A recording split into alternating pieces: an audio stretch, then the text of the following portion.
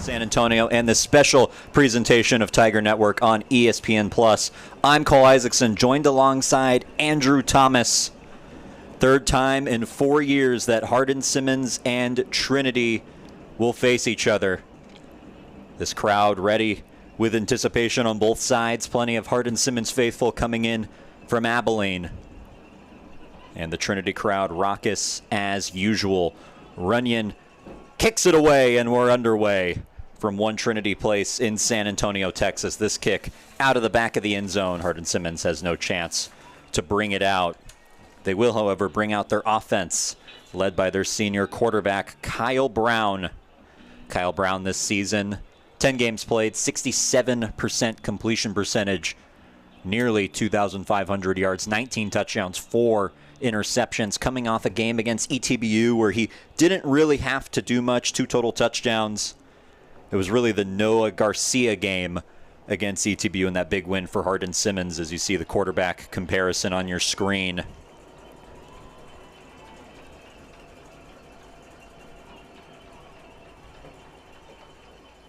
First snap, and it's a run for Hardin-Simmons, bouncing it to the near sideline past the 30 and the 35, as that first carry is to Braylon Henry. Not the usual back we would see, Andrew. Noah Garcia lined up in the slot that time. Usually number 3, Noah Garcia, who's on the field now, has 888 rushing yards with 13 rushing touchdowns, 538 receiving yards, 5 receiving touchdowns. He's really been a center point of this offense so far this year.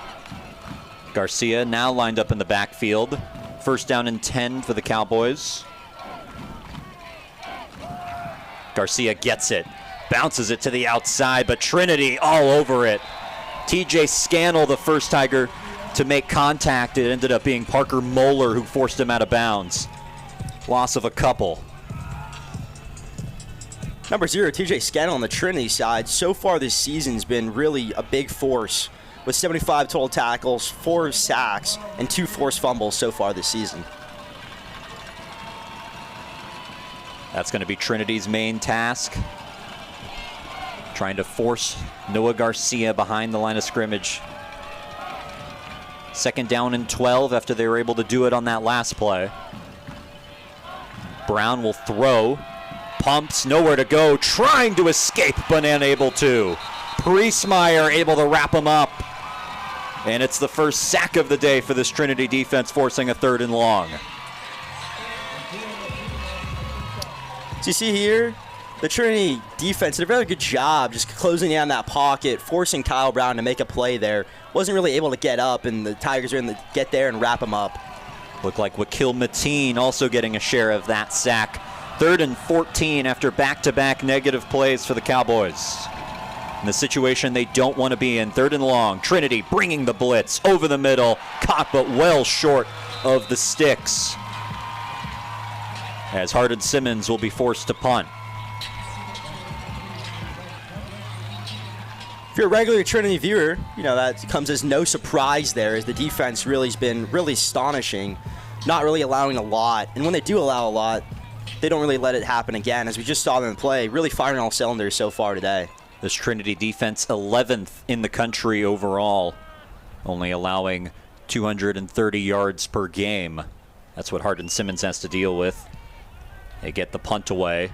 Bit of a short kick, fair catch called by Kaiser, and he'll take it at the 26. So now Trinity's offense will take the field, led out by sophomore quarterback Hondo Franklin, 67% completion percentage, just over 2,000 yards on the season, 19 touchdowns, 5 interceptions. You see the comparison between the two quarterbacks today. Coming off of a game against Maryville where only threw the ball 23 times, 15 of 23, 183 yards, a touchdown, and a pick. 1st and 10 for Trinity. They give it to Huerta, exploding up the middle, a decent gain on 1st down. They call it 7. One thing you're going to see a lot today on the Trinity side is a lot of running. Number 29, Zay Huerta, we just saw on that play, so far this season has 544 yards of rushing and 3 touchdowns. He's a very aggressive back. Both of these teams with multiple all-conference running backs. The other one for Trinity, Johnny Milo, checks into the game. They fake it to him and give it with Hondo Franklin. Gets hit pretty hard around the line, around the sticks, but winds up a yard past the first down marker at the 38. Hondo Franklin there showing off his athleticism as we've seen all season. He has really good kind of pocket control and really good game IQ. When the pocket collapsed, just like in that moment right there, he was able to work his way up and get that first down. New set of downs for Trinity. Give to Milo this time, trying to get towards the near sideline, still on his feet. Ends up diving forward right around the first down marker, and they give it to him with a gain of 11. Johnny Milo, who we just saw in that play, another very good back so far this season for Trinity. Him and Huerta really are a good 1-2 punch. Both very aggressive, very physical as we saw there. He's able to escape 1 or 2 tackles and keep the play going. First down at their own 49-yard line. Trinity starting to move the ball.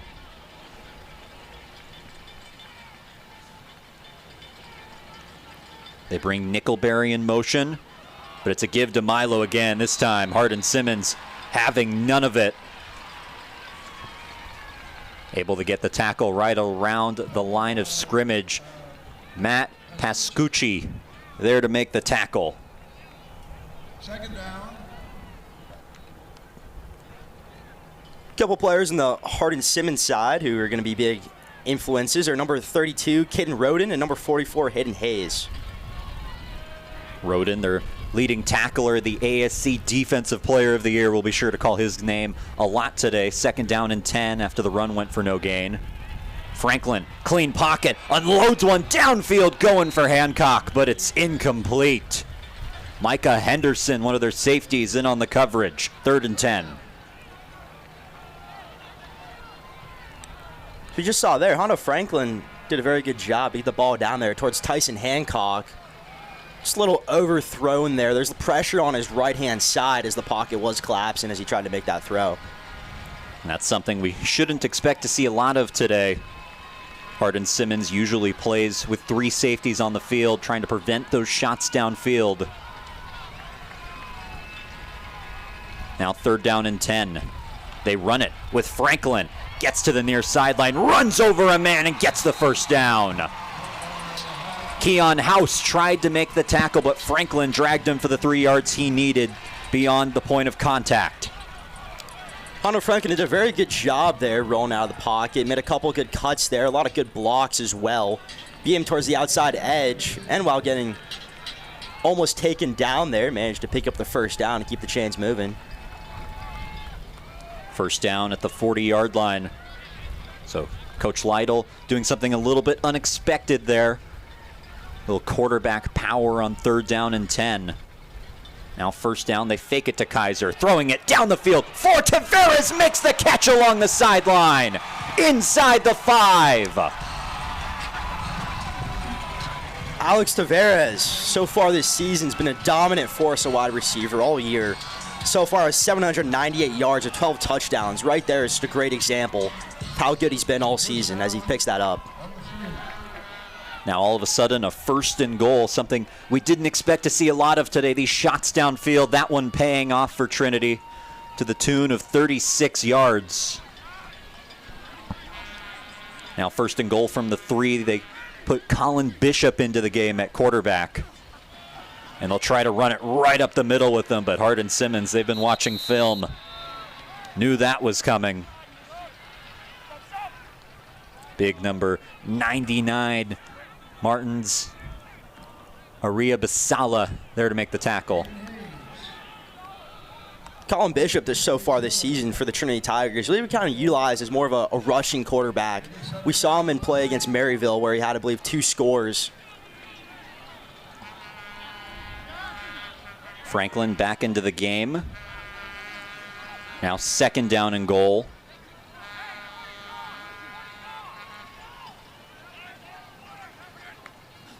They'll throw. Franklin lobbing it. Tavares can't hang on. Had it for a second, but Keon House able to knock it away.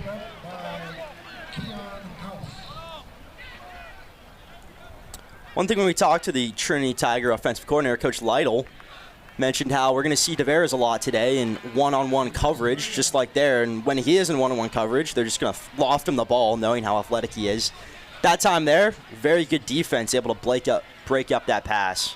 Talking to Alex Tavares this week, talked about his 12 touchdowns, mentioned that 5 of those were on goal line fades, tried another one there. Empty backfield on 3rd and goal. Franklin, quickly, Nickelberry has a blocker, has a touchdown!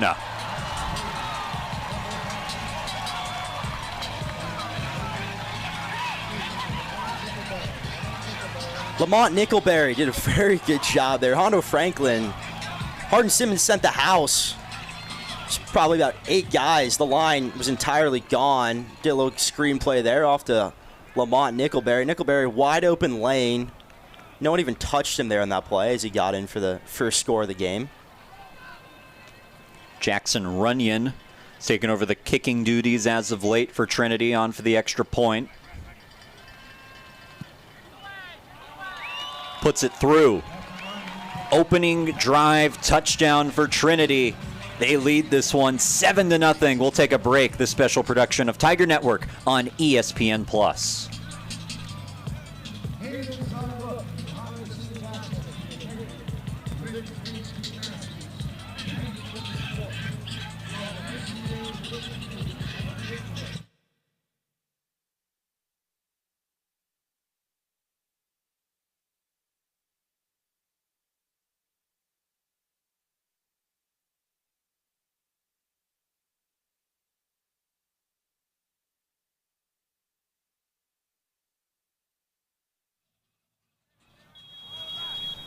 Welcome back to the Alamo City. Trinity up 7-0 after their opening drive touchdown. A 74-yard drive that gives them the 7-0 lead. Win or go home here in the second round of the postseason. Runyon sends it back to the Cowboys. Noah Garcia will bring it out from his own end zone. Takes it past the 10 and stopped just past the 20-yard line. Now this Cowboys offense will try and respond. A bit of a surprising score to some. Everybody on the Division3.com football panel picking against the Trinity Tigers today, opting to side with the road team and Hardin-Simmons. Maybe an opening drive that was surprising to a lot of people, including the Cowboys. Possess definitely the best defense in their own conference, if not one of the best in Division III football. Some strong headline players. Both of these defenses in the top 60 in the country, which doesn't sound like a lot on its face, but when you consider the fact that there's 250 Division III football programs, you're sitting in the penthouse. 1st and 10, throw to the outside, it's caught, and that should be enough for the first down. Going to Chris Sims, his main man on the outside. Kyle Brown there did a good job, able to regain a little bit of mojo there, as he had a clean pocket, able to get the ball off in time, find his man downfield, and keep on keeping on. That'll be one of the things to watch today. Parker Moeller making the tackle as they give it to Garcia, who tries to get what he can, maybe gets 3. But their regular outside corner, Delvin Gant, the senior, not active today. Gant, who played when these two played it 2 years ago in the first round postseason game here in San Antonio. The Tigers won 20-6. It will be the first year Moeller taking over that responsibility. Cody Brown, another first year on the other side. Swing it to the outside. Wes Douglas. Not really a lot of room though. Trinity closing quickly, and guess who it was? TJ Scannell. As mentioned earlier, TJ Scannell so far really just been a wrecking force out there. All over the field, you're going to see him letting it up a lot. You're going to see him in pressure on the quarterback a lot. You're going to see him kind of on the outside edges trying to work his way in. Now a 3rd down and 5 from their own 37.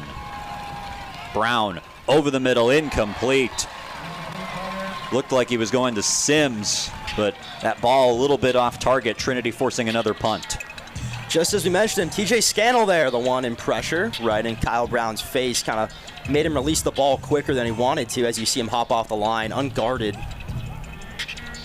And Kyle Brown tried to get it to his receiver, just wasn't quite able to get in the right position. Looked like he had him too, right over the middle would have been enough. But TJ Scannell, an early force in this game. Get this punt away, a high spiraling kick, fair catch called for and made by Kaiser just around the 30. So now Trinity getting back to maybe their early season form. We saw them 3 straight games to start the year, go down the field and score a touchdown. Much more of what we've seen early in the year as opposed to later when maybe they're stalling out early in games. One thing that is of note is when the Trinity offense gets hot, they typically stay hot.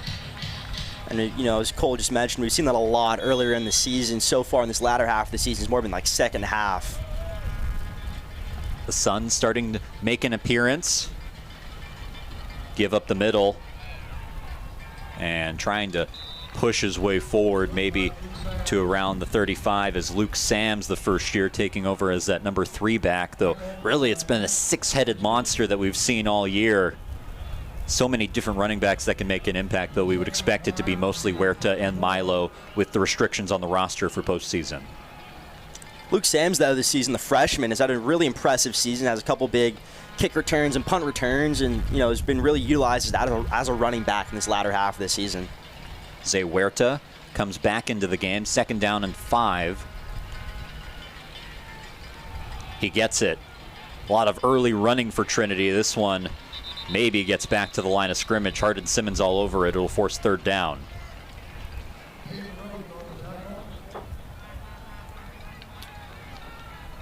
One player on the Hardin-Simmons side, number 44, Hayden Hayes, who so far this season has 63 total tackles, as well as 19.5 tackles for 62 yards in the tackle for loss category, who, we've seen a little bit in coverage and pressure so far, but hasn't really been doing much. 3rd down and 5. Clock now under 5 minutes in this fast-moving first quarter. Play action. Facing a blitz, Franklin with time, steps up, he's gonna run, tripped up but not enough. Franklin past the 50, cuts back inside the 40 all the way to the 35. Hondo Franklin using his legs early in this one. Hondo Franklin showing off his speed and athleticism there that time as the pocket kind of collapsed. He's looking downfield for a man. Hardin-Simmons did a good job on pressure. Hayden Hayes actually one of the ones there. Almost got tripped up there, but able to get up the field, making a couple good cuts, couple good blocks. Tried to beat him towards the outside sideline. Wasn't quite able to get there, but nonetheless, big gain there for the Tigers. Hondo Franklin already 47 yards on the ground. That was Trinity's game plan. They wanted to run the ball today. So far, so good. Whistle, and this play is blown dead. We'll see for what reason.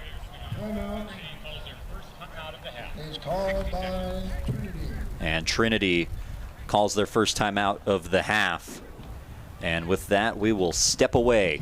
The special presentation of Tiger Network on ESPN+.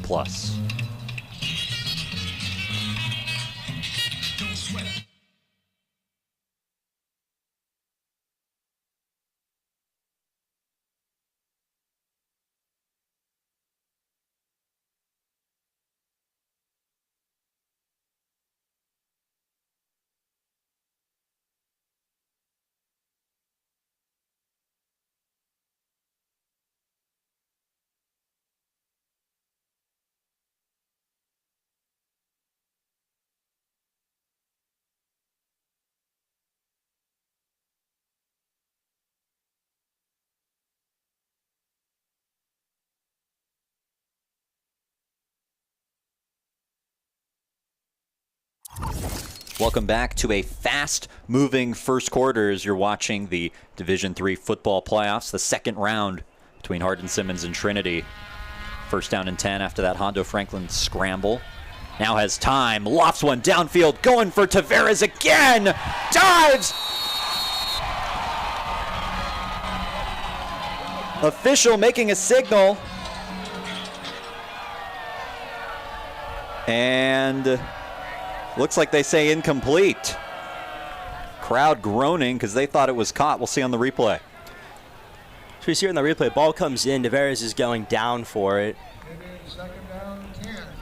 And that pass isn't incomplete as the ball kind of went through his hands as he was controlling it and kind of hit the turf before he was able to get full You can understand why the people watching in the stands thought that was a touchdown, but very clearly hits the ground. 2nd and 10. They give to Huerta. Cuts back nearly. It got away from the second level there. Gets it all the way to the 30, a gain of 5. So we already kind of talked about today. Zay Huerta, a very aggressive back. Typically takes 2 or 3 defensive players to really take him down as he really likes to make cuts and is really shifty on his feet. The first team all-SAA running back. I mentioned it earlier, 2 all-conference running backs on each side today. Johnny Milo, Trinity's other running back, will check into the game. Another 3rd and 5. Hardin-Simmons blitzing again. Over the middle, it's caught. That's Hancock on a quick slant, and a flag is thrown at around the 20. We'll see what this is. Usually that's in the area of defensive holding.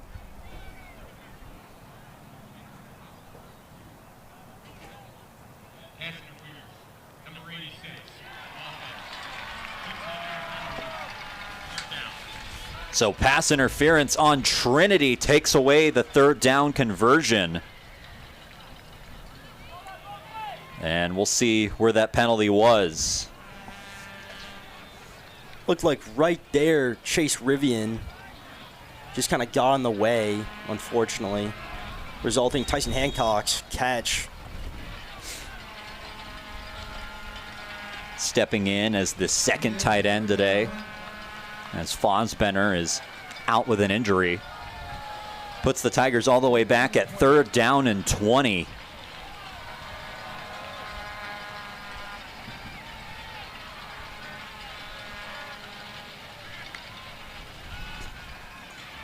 Shovel pass.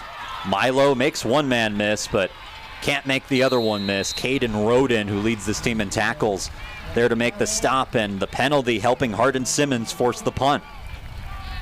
Ken Rowe, number 32 on the Hardin-Simmons side so far this season, 71 solo tackles with 161 total and 1 interception there on that side, really kind of showing off how aggressive he is, how good of a pass rusher he is.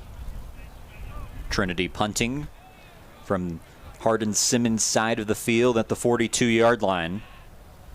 Jackson Runyon doing double duty today.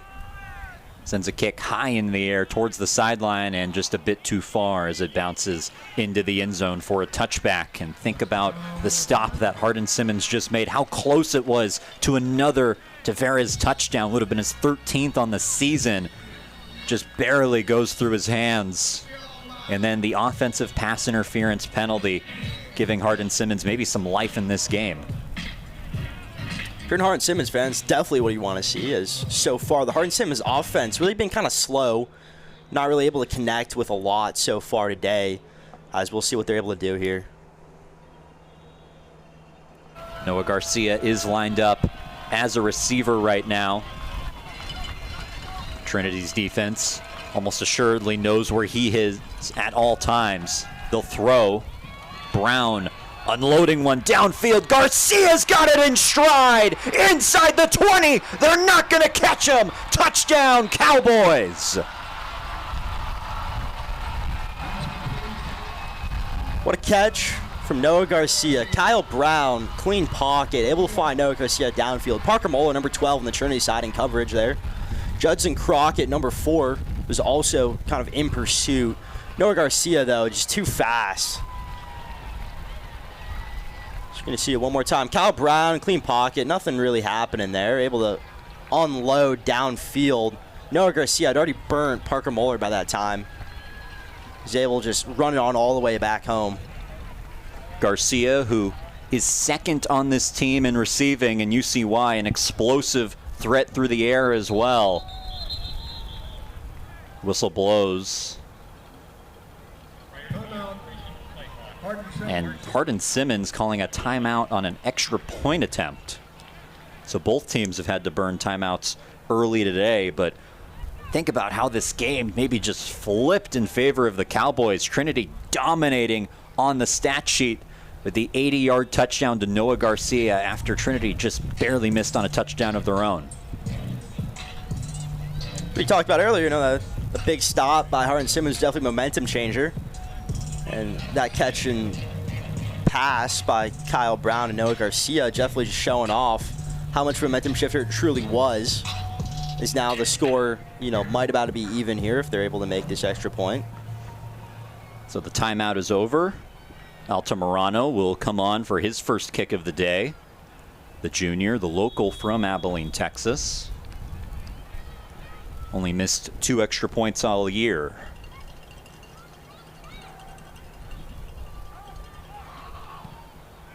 And puts this one through. 7-7.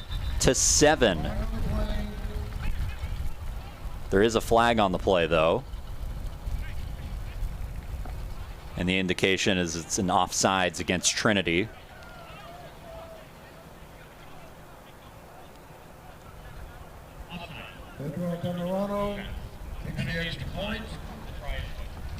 They decline it. And this game is tied at 7. Hardin-Simmons strikes back with an 80-yard touchdown to Noah Garcia. We'll step aside on ESPN+.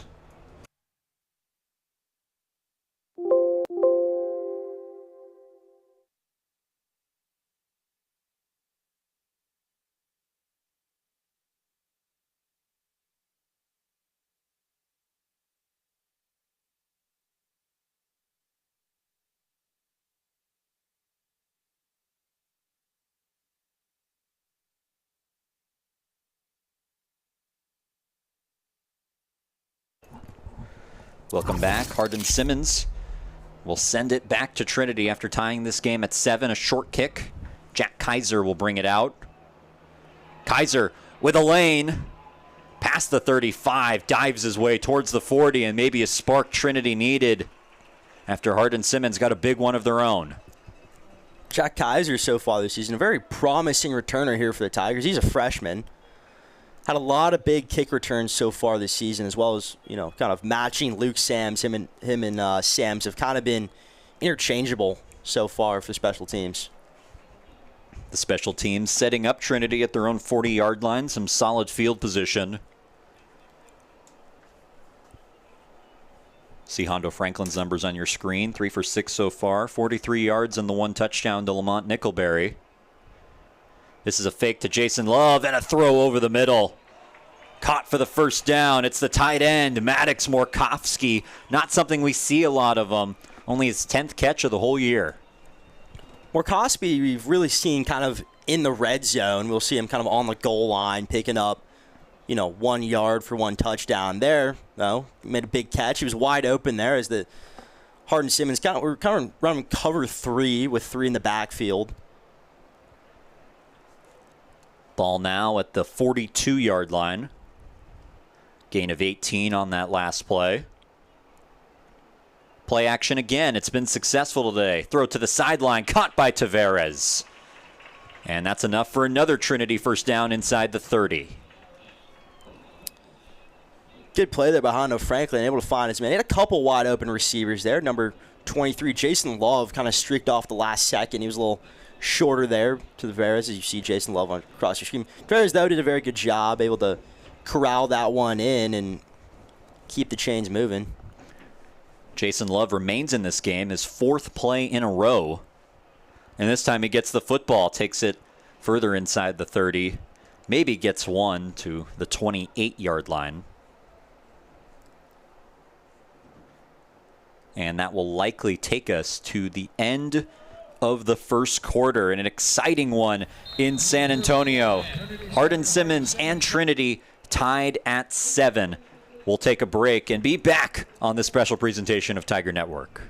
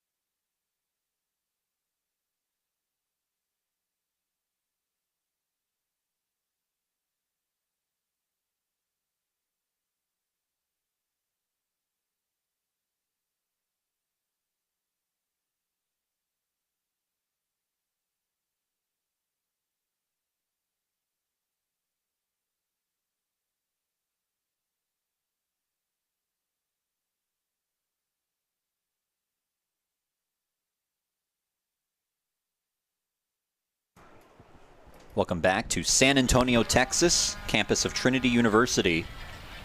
We switch sides in this one, the beginning of the second quarter, in the second round of the NCAA playoffs. Here's a give. Milo trying to get what he can, but Hardin-Simmons doing what they've done all year, trying to stop the run. And it'll set up third down and 8. Trinity so far, they're really heavily relying on the run, which is something we expected coming into this. Hardin-Simmons looks like they also expected this, as so far today, they really haven't allowed a lot of big yardage off the run, maybe 1 or 2 yards. But Trinity so far, they've really been using the runs more as a kind of a setup for a big pass play. They'll need one here on 3rd and 8. But they'll keep it with Franklin. They've done it so much today, and they get it to the outside. Franklin in for the touchdown. Another explosive run from their quarterback, and it gives Trinity the lead. Hondo Franklin there doing a very good job. Fake handoff off to Johnny Milo. Milo goes off to his left-hand side. Maybe diffuse a couple Cowboys there as Hondo Franklin had a wide open lane cutting around towards the outside edge and kind of waltzing right into the end zone. Another long touchdown drive for Trinity. Runyon for another extra point. Gets it again. Tigers up by 7. Hondo Franklin taking it in this time. It's 14-7 Tigers.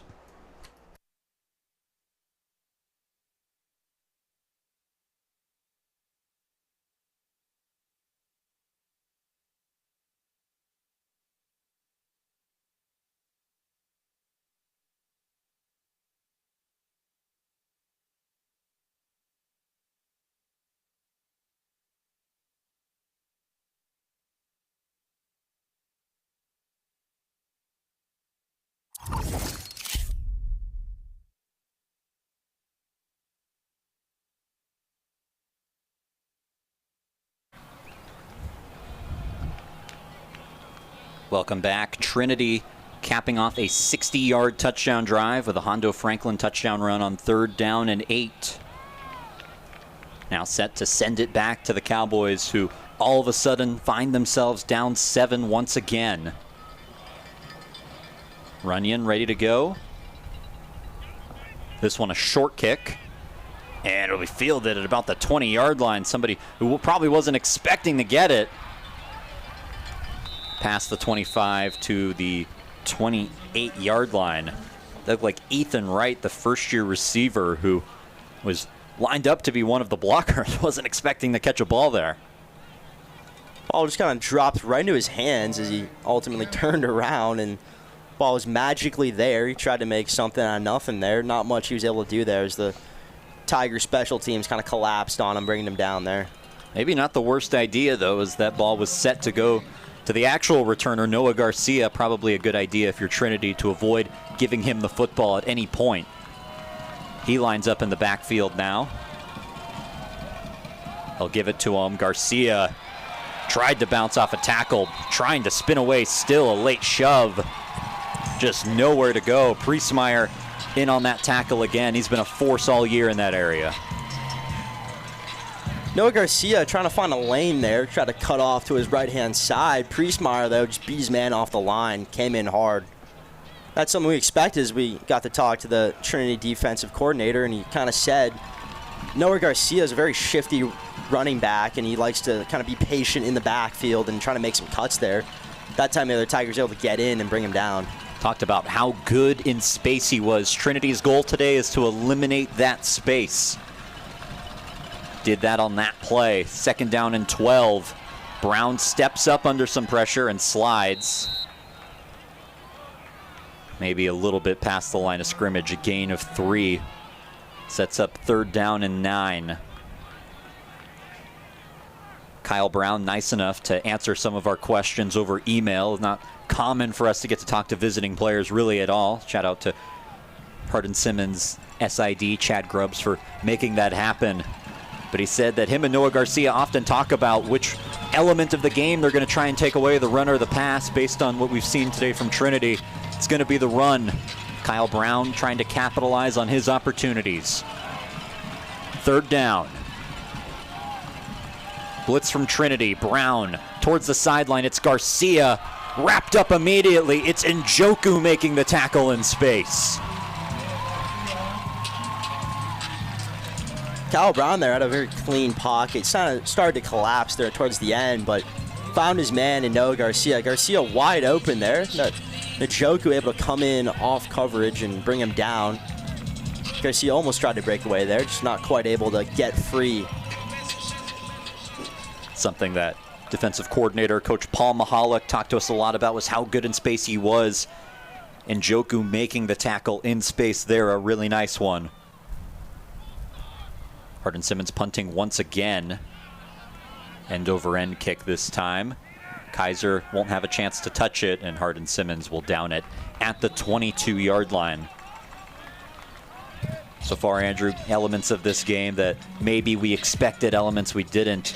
As far as the Trinity defense goes, we expected them to try and stop Noah Garcia. They have, outside of that passing play that they got to him from the slot. But Hardin-Simmons' defense may be playing this a little differently than us and Trinity expected that they would.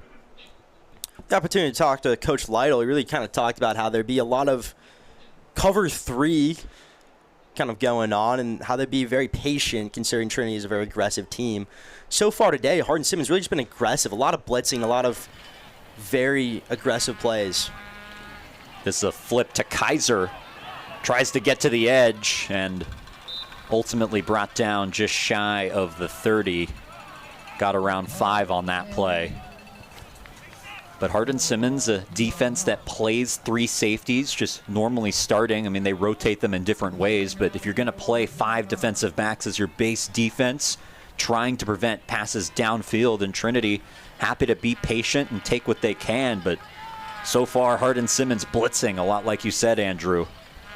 Trying to eliminate some of the quick stuff. 2nd down and 4. They give it to Huerta. Not a lot happening here, maybe a gain of 2. And another 3rd down. Trinity's had their way in this down, though. Trinity so far have really been firing all cylinders. One thing we kind of had the opportunity to talk to Caleb Baer so far against the game against Maryville, which is the last game Trinity played. Kind of talked about how confident Trinity is when it kind of comes to 3rd and 3, 2nd and 3, about how they're not afraid to check down, maybe a little short slant pass, or go for a run here. Team that's so confident in short yardage. Now a 3rd down and 3. Blitz again from Hardin-Simmons. Frank one, lofts one. Incomplete, but the flag going for Nickelberry. And we'll see what it is. All indications is this is against Hardin-Simmons. Multiple flags actually on the field. We'll see if they're for the same thing or not. We'll get the announcement shortly.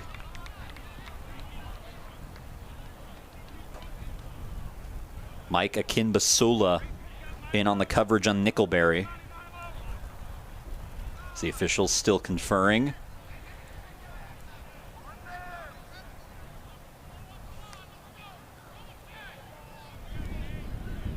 Holding. Number 5, defense. 10-yard penalty, automatic 1st down. So it will be a holding, not a pass interference, as they say it's before the ball was thrown, but it still will be a 1st down for Trinity. Definitely a promising penalty there if you're a Tiger fan. So we'll see it quickly on the replay. See that grab at the edge of your screen before the ball was thrown. 1st down give to Milo. Gets away from the tackle in the backfield and somehow gets 4 yards out of this. Tough to see who it was, but Hardin-Simmons had him dead to rights. Johnny Milo showing off how, good of a back he is there, as we see that one more time. One of the Hardin-Simmons players hopped off the line there. Johnny Milo did a good job there. Tried to cut inside instead of around towards the outside edge where he would have had more of a lane. That was Cade Sink, all ASC first team this year. Couldn't make the tackle there. Throw over the middle. Incomplete, going for Morkovsky. Big day for Morkovsky already. A catch for 18 yards. That's more than we normally see him get in a game. Nearly had a second catch there. Morkovsky there just kind of wrapped up at the end. The Cowboys player came in hard and fast, causing that incomplete pass as he brought him down as the ball was coming to his hands. 3rd down and 6. Their own 45. Milo remains the back for Trinity.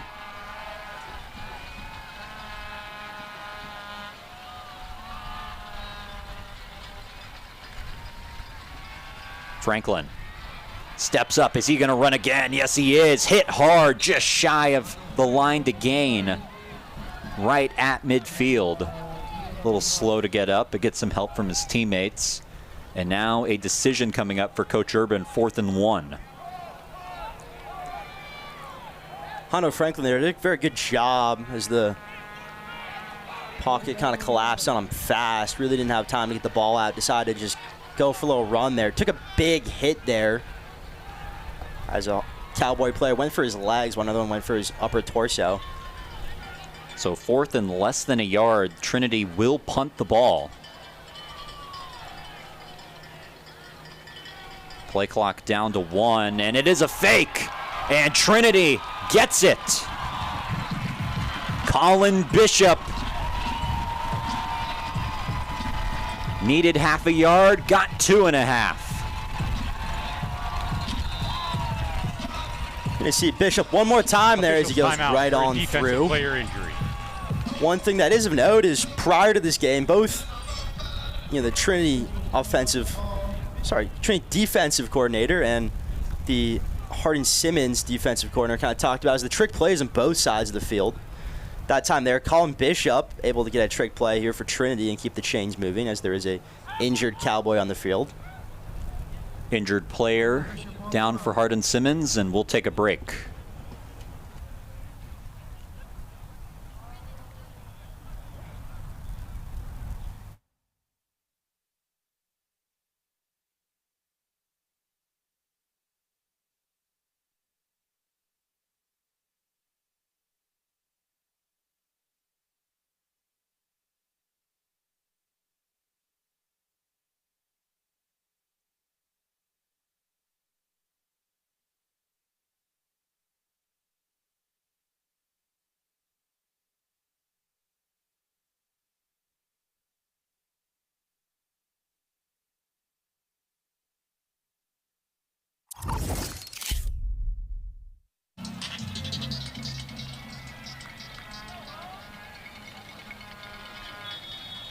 First down, 47.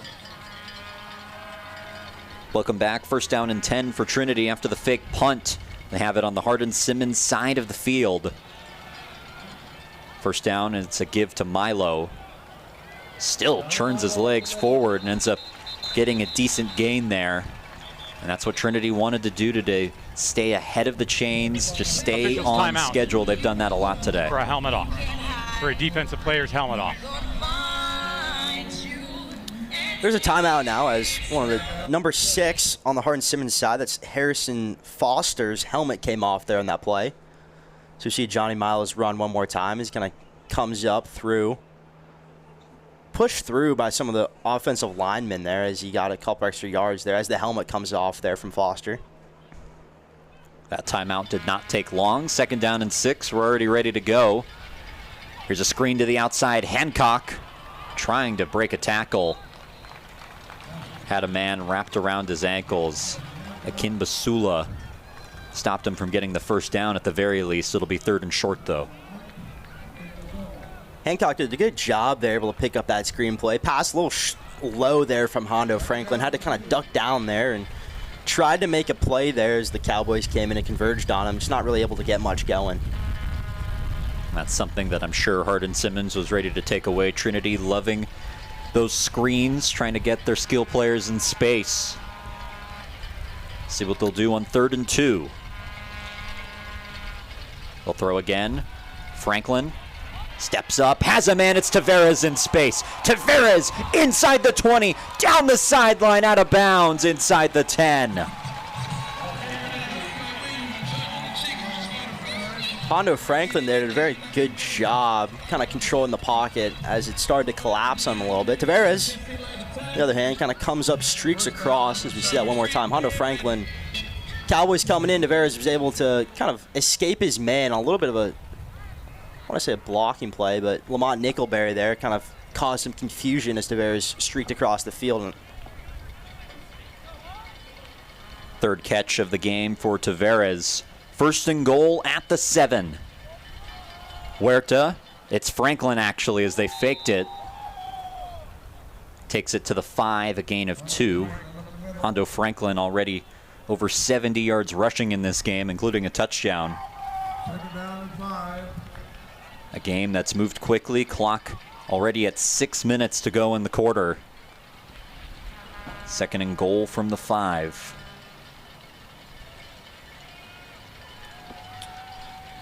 Trinity here, you would expect a run.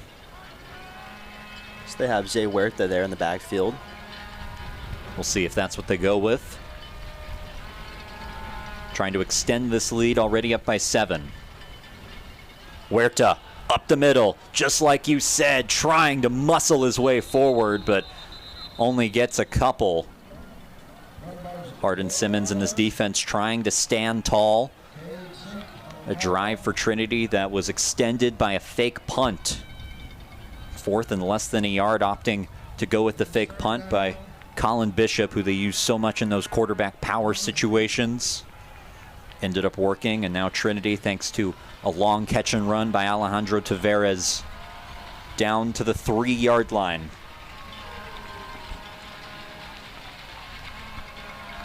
Johnny Milo checks in as the back, and now they go empty. Franklin facing a blitzer, throws it, Tavares leaps and has it for the touchdown.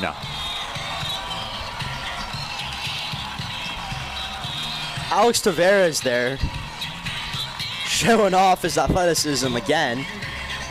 Cole and I have had the opportunity to talk to him a couple times this season. He kind of talked about his basketball background. He talked about, well, we didn't read this past week. He kind of talked about how blessed he is to have such a good vertical. Showing off his vertical right there. He's able to kind of jump over his man. Hondo did a good job able to release the ball in time there. Him and his teammate Lamont Nickelberry have both caught touchdowns today, and according to Alex, they can both dunk. Extra point for Trinity. Looked like it may have been tipped, and it hits the crossbar. Kind of a wobbler off the foot of Jackson Runyon. We'll see what happened here on the replay. This will be the touchdown first. You see Tavares beat his man. Franklin does a good job. Has to release there faster than anticipated, I would say, as he was getting blitzed from his right-hand side. See the total yards in the statistics column here. I think the rushing column probably the most important one if you're a Hardin-Simmons fan. Only 11 rushing yards, not able to get Noah Garcia going so far. But going back to that story about basketball with Alex Tavares and Lamont Nickelberry, Tavares broke it down to us in a very simple way. He said when you have the basketball and you're an offensive player in that situation, or you're a receiver lined up against a defensive back, the goal is really the exact same. You're just trying to get your defender off platform. Able to do it there and catch his first touchdown of the game. 4 catches, 86 yards, and a score already today for Trinity's #1 receiver. So they've hung 20 here. Another short kick. This one brought out just shy of the 30-yard line. And now Hardin-Simmons in this offense with some work to do. Let's see what happened on this extra point. Extra point, we see the snap come off. It's kind of tipped last second there by, looks like Matt Pascucci there, who got in, got a hand on it, blocking Runyon's attempt there.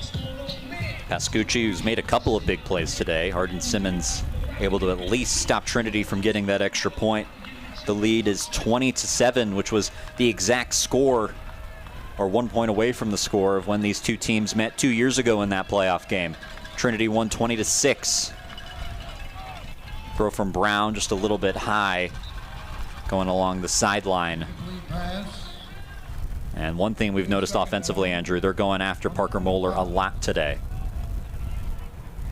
Cole talked about earlier, Parker Moeller, number 12, is a freshman. You know, he had a phenomenal game earlier on against Millsaps. Usually in that position, though, is number 1, Delvin Gant, who is injured for this game, unfortunately. So Parker Moeller filling in. You know, we saw him. The Noah Garcia 80-yard touchdown actually came against Parker Moeller. Moeller now matched up against Rodney Hall at the top of the screen. We'll see if they continue to go after him. 2nd and 10, they go that way to Hall. Moeller able to make the tackle, stopping him just shy of the line to gain. 3rd and 1 coming up now.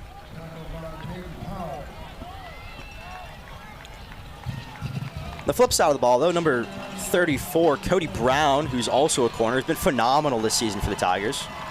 They'll run it, trying to get to the edge, and Henry, the other back for Hardin-Simmons, another all-conference guy, able to get it past the 40-yard line.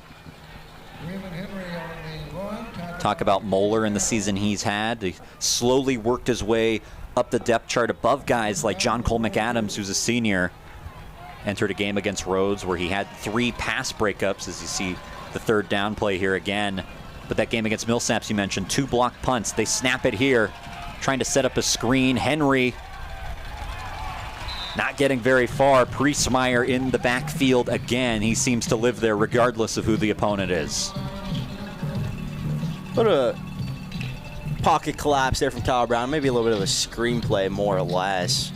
The pocket collapsed on him. Priestmeyer did a very good job there, just kind of staying with it and get there eventually for the tackle for loss. 2nd down and 11. Clock ticks down to 3 minutes left to go in this first half.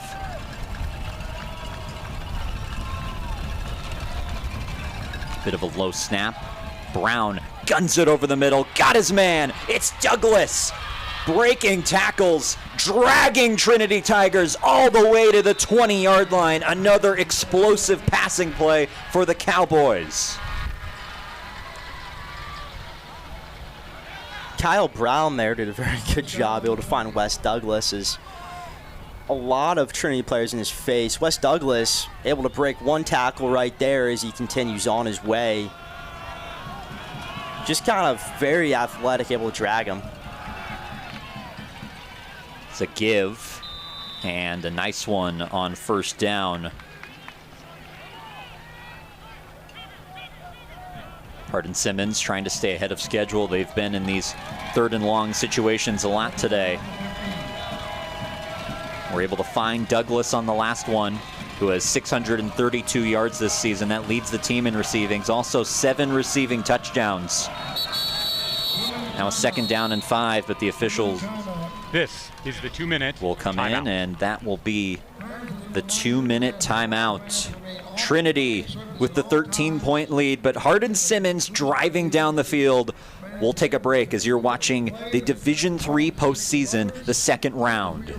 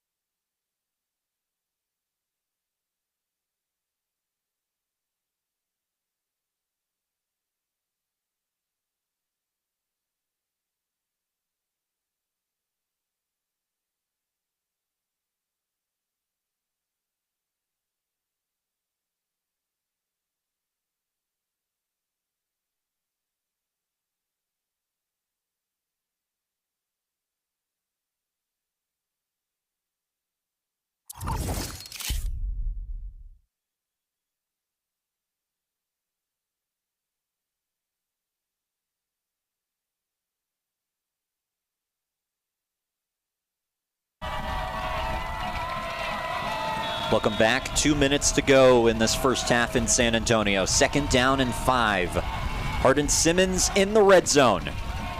They fake it to Henry. Over the middle. Got his man for the touchdown. Christian Marshall, the tight end. And Hardin-Simmons is within a score. Tigers are maybe taking a little off guard as Christian Marshall is kind of wide open. There's two Tigers, one on his right-hand side, one on his left-hand side. No one really in coverage on him as he kind of broke out and hit a quick slant over. Altamirano, already 1 for 1 today.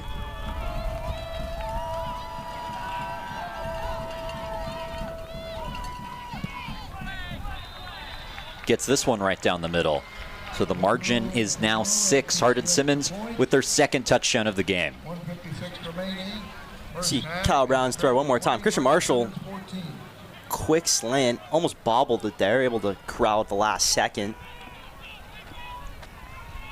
Couple of explosive plays from Hardin-Simmons. The one to West Douglas really setting up that opportunity. Hardin-Simmons with 14 points so far today. That's more than they scored in either of their 2 postseason games the last time they came down to San Antonio. In fact, that's more than they scored combined in those 2 games. Lost 14-7 3 years ago. And then 2 years ago, that game where they lost 20-6. The third time in 4 years that these 2 teams have faced each other, both in this stadium. Trinity won the previous 2. Hardin-Simmons probably needed that to avoid losing all 3. Now just a 6-point game. Altamirano, a booming kick. Nobody will have a shot to return that one. On the note, Cole was just kind of bringing up, Hardin-Simmons hasn't been Trinity at home since 2018. So it's been a while. Trinity also so far in the last 2 meetings beat Hardin-Simmons, as Cole just kind of talked about. The last Hardin-Simmons win against Trinity came in 2019.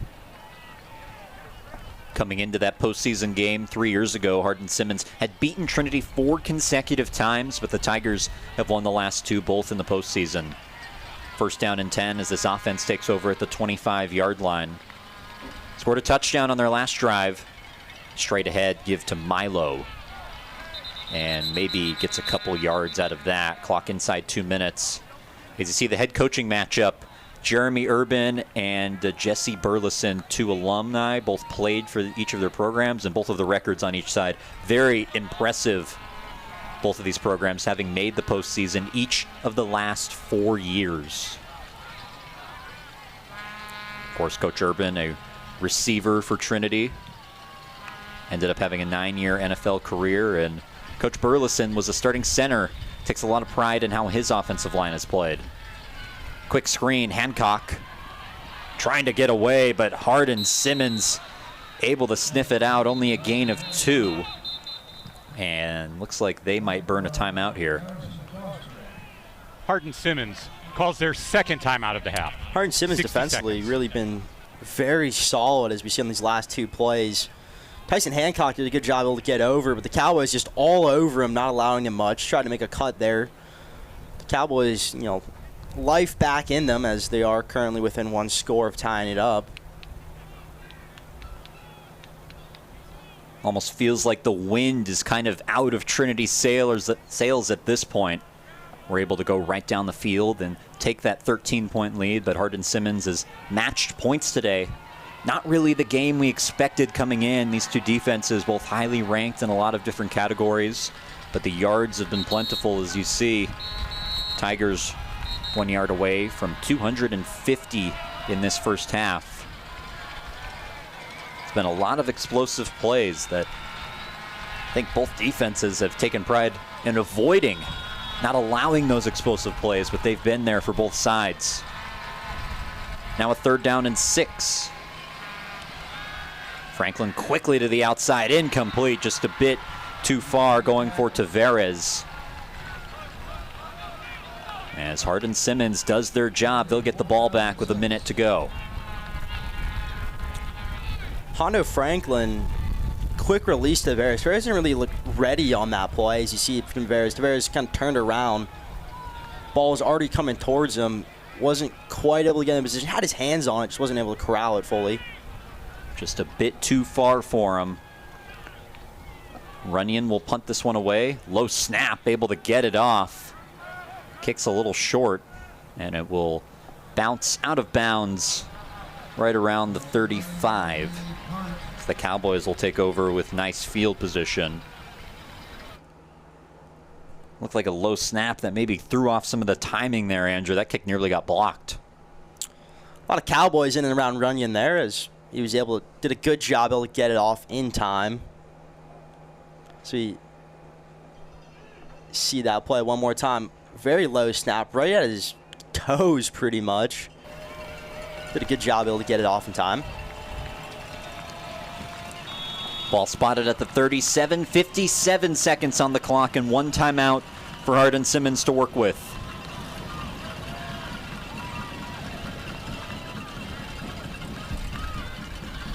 Brown steps up, he's gonna run, and he's got some space. Brown takes a hit just past the first down marker at about midfield. Clock will stop until they can reset the chains. Hardin-Simmons already ready to go. Going to see Kyle Brown's explosive play one more time there as he escapes the pocket.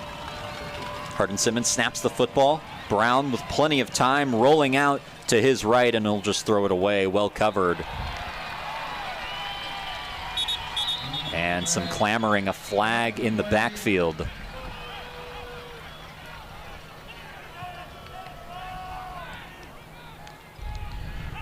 Personal foul, roughing the passer. Number 0, defense. 15-yard penalty, automatic first down. And they get TJ Scannell for that one, a costly personal foul on the Tigers. That play there, as Kyle Brown was rolling off to his right-hand side trying to release the ball, TJ Scannell kind of came right on through. And as releasing the ball, came in and took him down hard. You see that one more time there. And maybe just a step too late for Scannell. Takes the ball to the 35, 34 seconds on the clock. Brown with time to the sideline and incomplete. Knocked away by the first-year corner, Cody Brown. He's a second-team all-conference player. Cody Brown, who we've kind of talked about a little bit so far today, is so far as 21 tackles with 4 interceptions. He also had a pick 6, I believe. Cody Brown, who earned that spot in camp. We're playing with Judson Crockett, their starting safety, in that anchor corner position all through camp, but then Cody Brown just impressed them as a first year, ended up taking it over. They view him as a long-term anchor at that position. 29 seconds, Trinity rushing 3. Brown to the outside, it's caught. Hall breaks to tackle and has the first down with plenty to spare, out of bounds at the 20.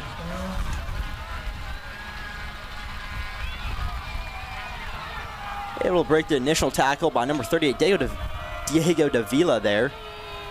As he did a good job to catch that ball.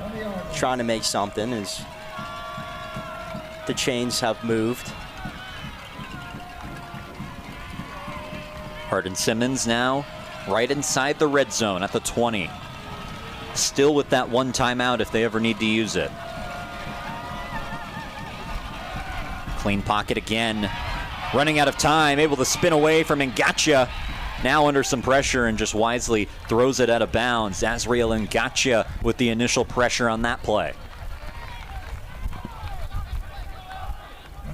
Very good job there by Ngatia, able to get in. Kind of uncovered, beat his man a little bit though as the final second. Just try to kind of run around, make something, and Kyle Brown ultimately had to leave the pocket and throw it away. 2nd and 10. That play took a long time. Took 9 seconds off the clock. They only have 13 left now. Noah Garcia moves into the slot where he's been throughout this drive. Brown over the middle. Intercepted! It's Moeller! They've been going after him all day. He says not anymore. Parker Moeller there, very good play. As Kyle Brown looking down the field for his man. Don't quite know which receiver he's looking for there, but as Kyle Brown was looking downfield, he had a very clean pocket. Time to throw. Released it. Parker Moeller just all over it. Wasn't really much to do there.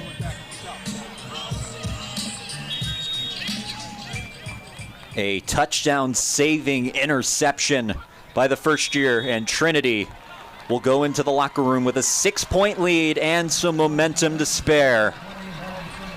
This is the end of the first half. Timeout.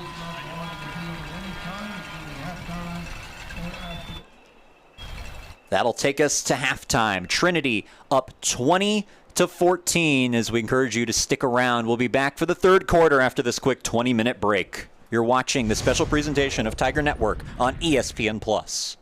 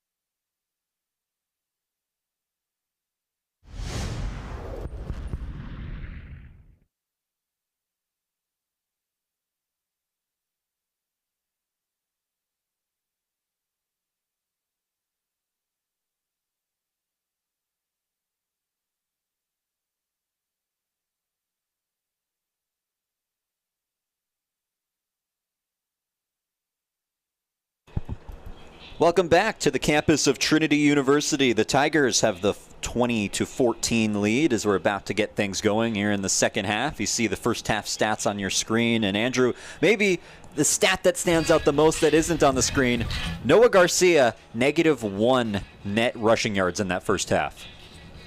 Talked about early on how good the Trinity rush defense is, 35th in the country.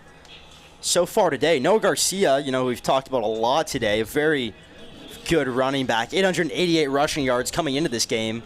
As Cole just mentioned, -1 on the day. Trinity really locking him down, not allowing a lot on the rushing out of him. Was able to make a very impactful play in the passing game, an 80-yard touchdown, one of 2 touchdowns that Hardin-Simmons was able to score in that first half. Had a couple of explosive plays to a couple of different guys, and that's really what they've been living on. They've been taking chunks at a time. Trinity deferred to open the game, so they'll get the ball to start this half up 6. So we're ready to go for half number 2. This kick will go out of the back of the end zone. Seen quite a few touchbacks from Hardin-Simmons today. And that continues here as Trinity's offense, Andrew, they were very effective, particularly on third down, 6 of 9 in that first half. Well, we've talked about it a lot today, but Trinity really aggressive when it comes to short yardage, especially on second and third down. That 6 of 9 stat really showcasing how aggressive they've really been today. A lot of those Hondo Franklin scrambles. He's at 80 yards rushing and a touchdown. Their leading rusher in that first half by a lot. You also see his passing numbers on your screen. 1st and 10 at the 25. It's Huerta, who was held to 16 yards in that first half. A nice gain on first down of 7.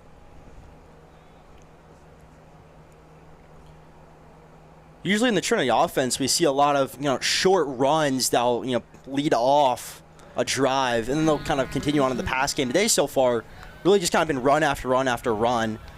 Not a whole lot of passing going on, as Cole just kind of mentioned there. A couple of big shots early in this game, but since then it's been a lot of that quick game. We'll see if they go to it here. It's Huerta stacked up at the line, and they maybe generously give him a yard. Mentioned it earlier in that first half when we talked to Caleb Baer, the starting center for Trinity. Talked about how confident they were in running the ball in short yardage situations and getting it. Said that they were able to impose their will on Maryville in their last game of the regular season.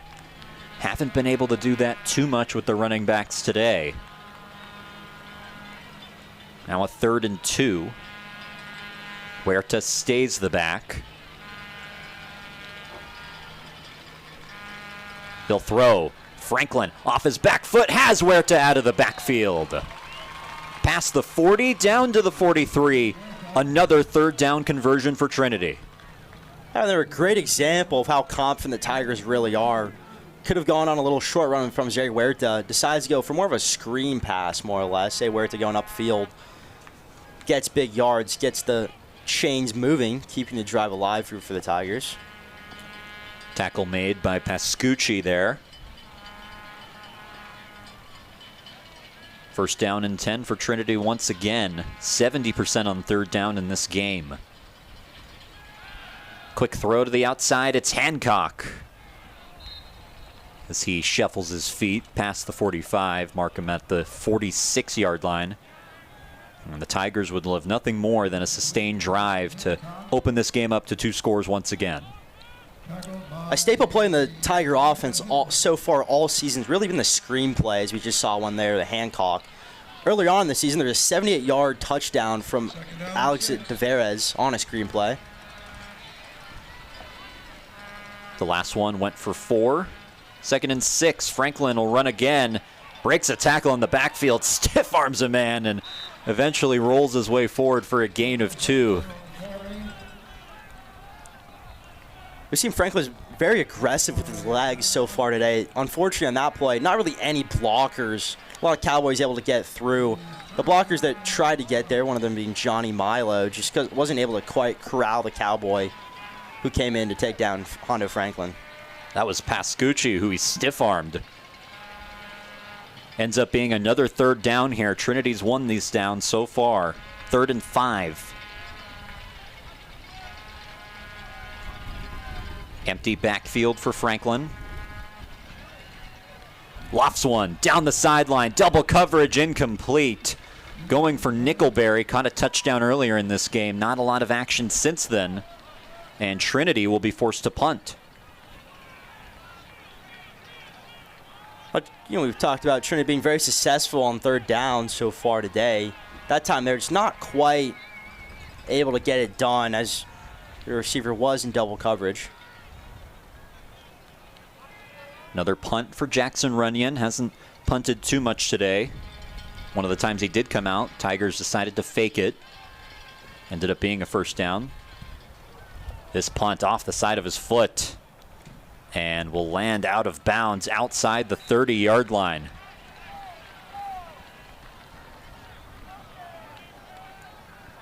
So that's where Hardin-Simmons will take over again, nearly getting to him on that play. Probably not the punt that Runyon wanted, as he had pressure off to his left-hand side there on that punt. Just able to get it off in time. Officials say the ball went out of bounds right at the 30-yard line. Now this Hardin-Simmons offense coming onto the field after their defense did this job. Gets them the ball back. As you see Noah Garcia's totals, -1 rushing yards, a long of 3. Definitely want to get him going. They'll try on this play and able to get more than 3 yards on that play. Takes it across the 40-yard line. It's a gain of 11. Talked about how patient and aggressive Noah Garcia is. That time they were very patient as he kind of let the Trinity Tigers come in and his blockers do their job, able to pick up big yardage and go positive on the day. Defensive coordinator Paul Mahalik talking a lot about eliminating Noah Garcia's space, reestablishing the line of scrimmage, eliminating the cutback lanes, and you saw the cutback right there towards the near sideline. First down and 10 after the run. They'll give it to him again, this time no space. Looked like it was Roan Irwin there on the tackle. See Garcia's run attempt right there. Tried to get a lane. Sorry, that's the earlier run from Noah Garcia as we saw him kind of cut around the edge and get positive yards there. Now on the play that just happened, Tigers did a very good job. They're able to get in there and bring him down hard, not really allow him a lane as he had a lane previously. Goes down as a loss of 1. Tackle for loss for Roan Irwin. They fake it to Garcia. Throw to the outside is caught. And forced out of bounds shy of midfield. Sets up a third down for the Cowboys. Dozie Ifadi making his first catch of the game. 3rd and 3 at their own 48. We'll see it again. Ifadi did a good job there, able to corral that ball. One Tiger, it was James Powell and Parker Moeller both in coverage there. Powell ultimately took him down there. Moeller, who had the interception in the end zone to end the half. Keep Hardin-Simmons off the board. 3rd and 3, Trinity blitzes. Throw to the outside, incomplete. Moeller there to break it up again. Going against Chris Sims, the man he was covering when he intercepted the ball in the first half. Parker Moeller did a very good job there. As Cole just kind of talked about, him and Sims been battling all day. That time there, Parker Moeller got the best of him. So we see Kyle Brown's pass one more time. Clean pocket from Brown. Brown found his man. Parker Moeller did a good job able to get around there. Made the tackle a little early maybe and resulted in that. Cowboys get the punt away. The 4th punt of the day is Kaiser calls for a catch at the 12-yard line. And the Tigers get the football back, pinned a little bit deep. Talk about Moeller stepping up throughout this game. They were going after him a lot earlier. Ends up getting the interception and then the pass breakup there. Looked like that ball was a little bit behind from Kyle Brown. Otherwise, had a shot at it to Sims, one of his leading receivers. Trinity starting with the ball at their own 13-yard line. Zay Huerta, the back, to get things going. They fake it to him, and it's Hondo Franklin right up the middle. gashing run of 8 yards on first down. Franklin really using his legs a lot today, which is something, we've seen little bits and pieces as the seasons went on. Today so far, though, he has 81 yards rushing.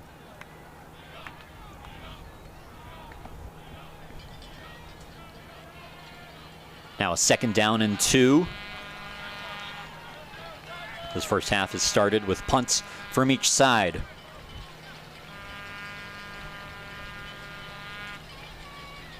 Under 9 minutes now. Franklin keeps it again and now flips it and it's intercepted!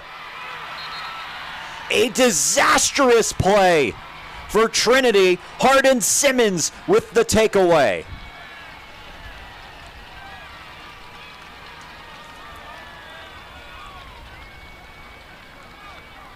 The opportunity to talk to Coach Lytle. Really talked about, protecting the ball and being very good at not letting the ball loose. That time, though, Hondo Franklin, as he was getting kind of tackled, got the ball punched out of his hands and popped right into Micah Henderson's hands. I assume that'll be a forced fumble. Looked like live, maybe he was trying to flip it to Morkovsky in the flat. Ball ends up getting away from him, and Hardin-Simmons takes over inside the 20. First play is a give to Braylon Henry. Takes the ball as far as he can. Gain of a couple on first down. Micah Henderson, who came into this game with 2 interceptions on the year, 48 tackles. Another takeaway for Hardin-Simmons on his season. An all-conference first-teamer in the ASC. 2nd down and 6 now. Trinity's defense has been so good all year, particularly in the red zone. The 3rd best in the country. They fake it. Brown sacked! It's Scannell!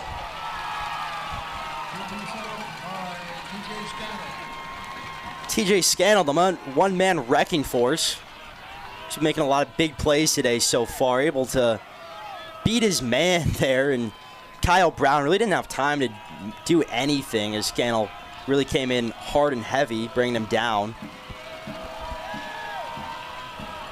The down marker on the screen currently is wrong. It's now 3rd down and 13. This Trinity crowd now back into it, making some noise. Here's Brown, clean pocket. Now a little muddy, has to roll out. Try and run for it, still on his feet, but eventually brought down inside the 15 at the 12. And now a decision for Hardin-Simmons, down 6, but it looks like he'll bring the kicker on and try for 3.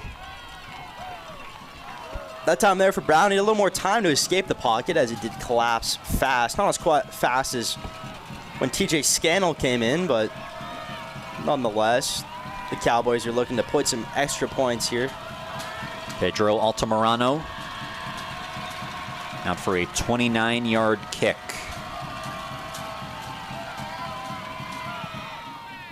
On its way, and he got it. Hardin-Simmons taking advantage of the takeaway, forcing this margin down to 3. We'll take a break here on ESPN Plus. You're watching the 2nd round of the NCAA Division III postseason.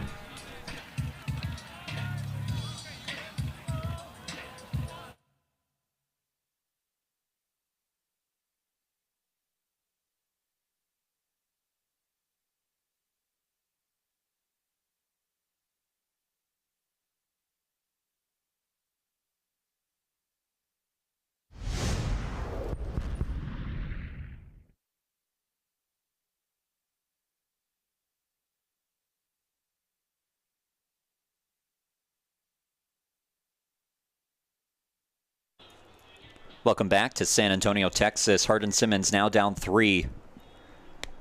Looking for their first playoff win since the year 2000. It came against these Trinity Tigers in a semifinal. Booming kick as Altamirano has routinely sent these out of the back of the end zone. Trinity will take over at the 25-yard line. The Cowboys, many consecutive playoff losses, including the last 4 seasons, fell to UMHB in the first round last year. I talked to Coach Burleson about that, and he said hasn't thought about it once. Says that you only get to coach this team once, and you come in with a clean slate. Hardin-Simmons trying to use that clean slate and get their first postseason win in some amount of years. Franklin throws on first down, has time, has a man over the middle. It's Milo, and they'll give him 5 on that up to the 30. Tigers are really looking for a deep shot, as they had a lot of receivers all the way downfield. Johnny Milo, one of the ones who kind of did a curl route there, as you see one more time. A lot of Tigers downfield. Johnny Milo just kind of turns around. Hondo Franklin finds his man. There wasn't really anything downfield at all.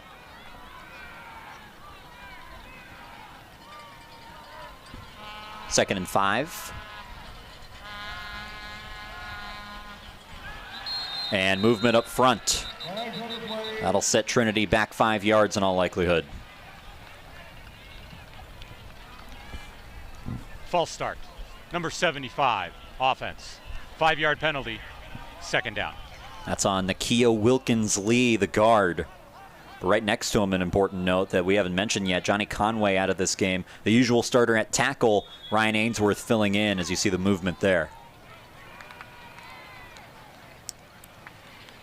But going back to this Hardin-Simmons playoff drought, that last playoff when they beat Trinity 33-30. Hardin-Simmons has lost 12 consecutive postseason games since that game, trying to avoid making it 13. Second and 10 after the penalty. Hardin-Simmons only rushing 3, throw over the middle, caught. Nickelberry slips away and has the first down and plenty more. Gain of 19. Franklin did a good job there, able to stay calm and collected in the pocket as it kind of started to close in on him. Found his man Nickelberry downfield. Nickelberry did a very good job. Trying to get a couple extra yards there. Made a cut off towards his right-hand side. Not much there as a couple Cowboys were able to come in. As you see the catch again, that's only Nickelberry's second catch of the game. First one was a touchdown in that first quarter. Trinity up to the line. They give it to Milo. Has some space running downhill and dives close to the first down marker. They mark him just a bit short. Still a gain of 9. There is some news coming out of this tournament here in the second round. The Barry Vikings have beaten LaGrange 18-14. So the winner of this game will in all likelihood head to Barry. They'll be the host of that third round.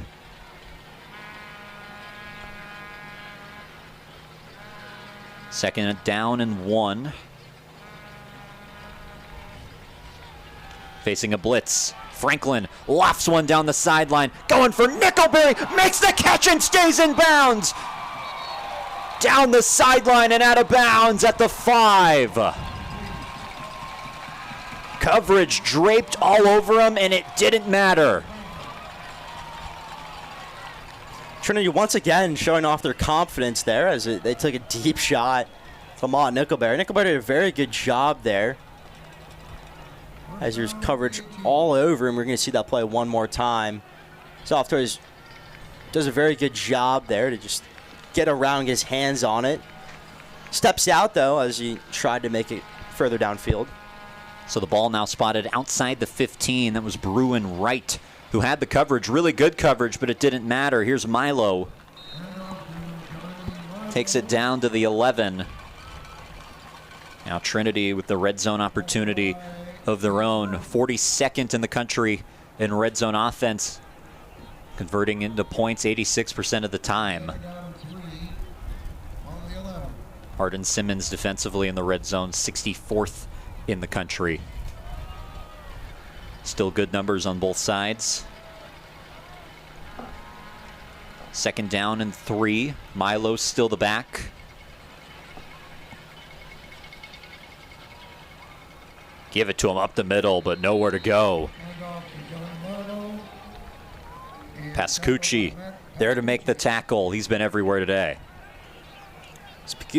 We've talked about TJ Scannell on the Trinity side. Pascucci, though, the Hardin-Simmons side, really the highlighted player is he had a blocked extra point attempt earlier on in the game. Really just kind of stopping anything on the run game the Tigers have attempted. That blocked extra point, what's keeping it a field goal margin right now. Trinity trying to extend that on 3rd and 2. Third down has been their down today. Colin Bishop into the game. They run it up the middle with Bishop. Trying to extend himself, and looks like he may have just barely gotten that first down. We'll see where the officials come in.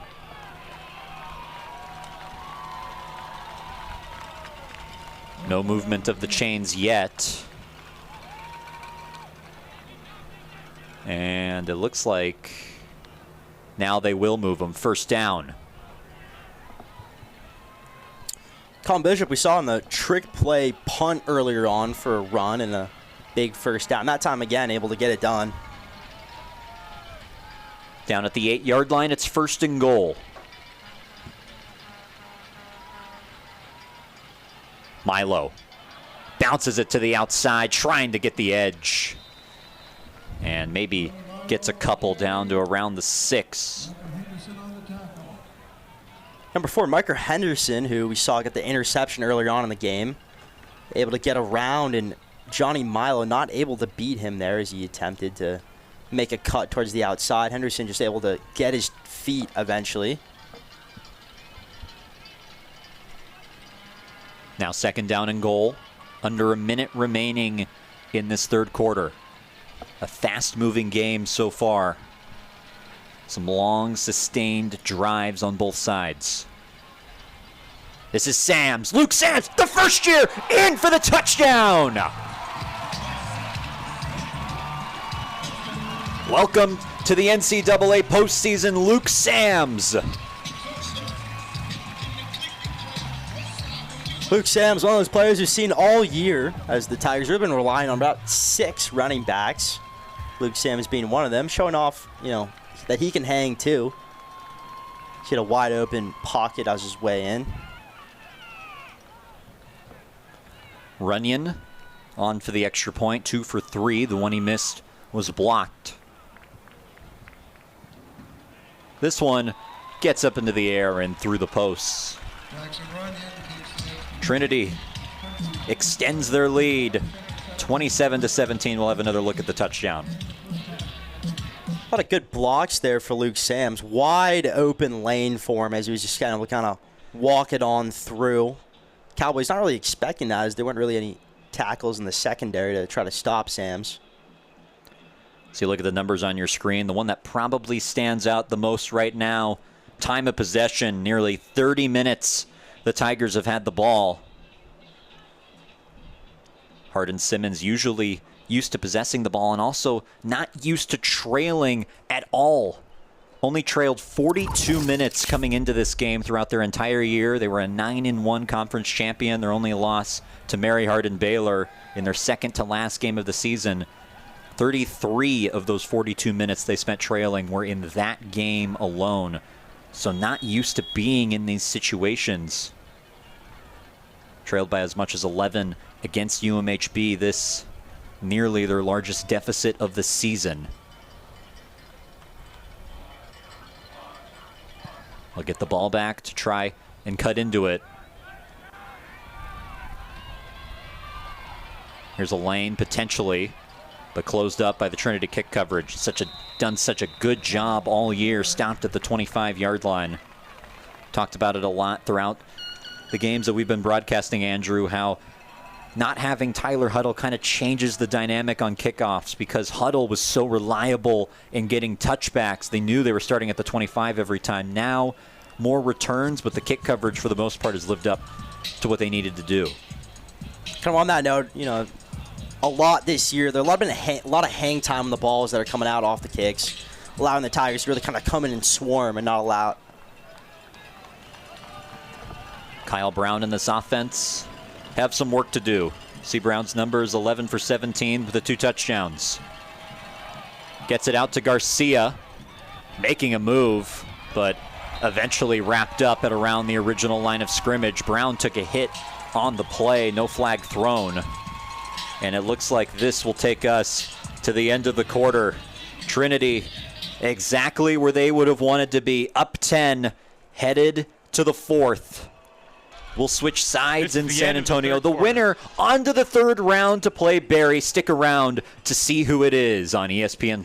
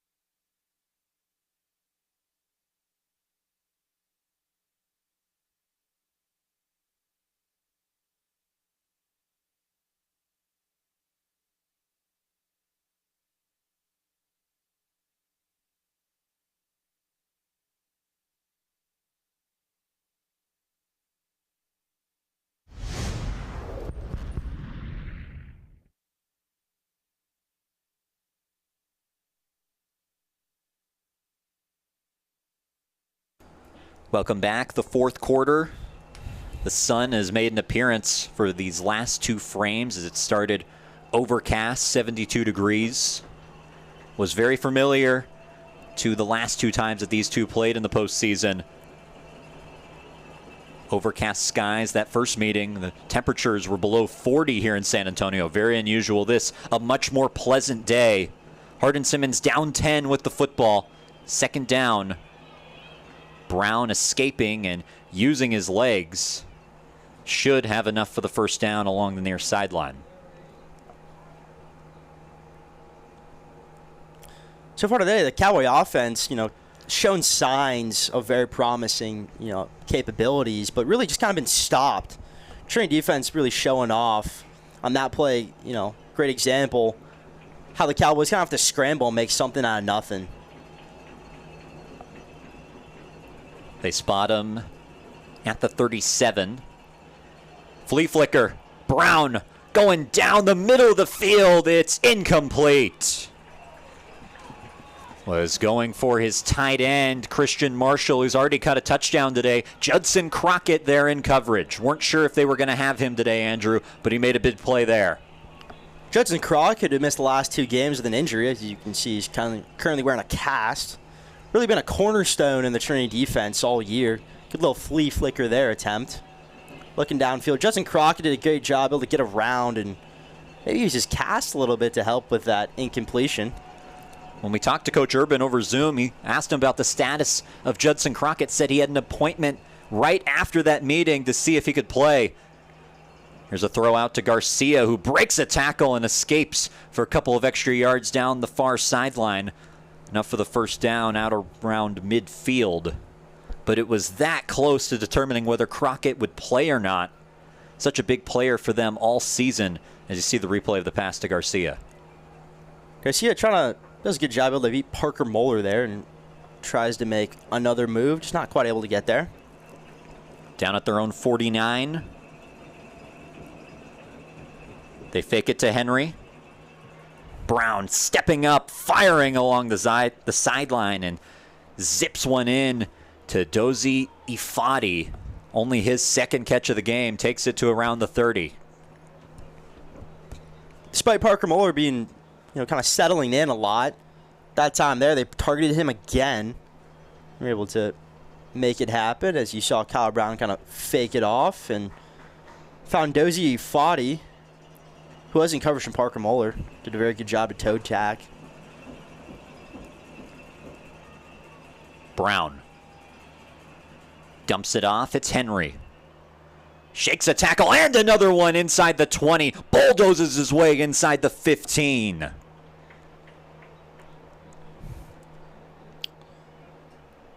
Hardin-Simmons really relying super heavily on the pass game specifically.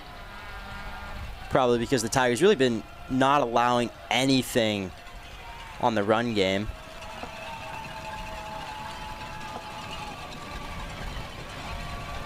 First down and 10.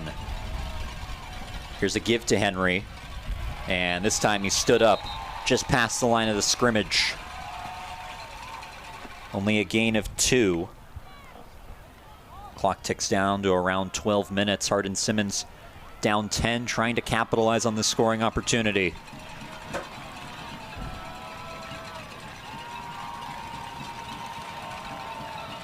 Henry remains the back.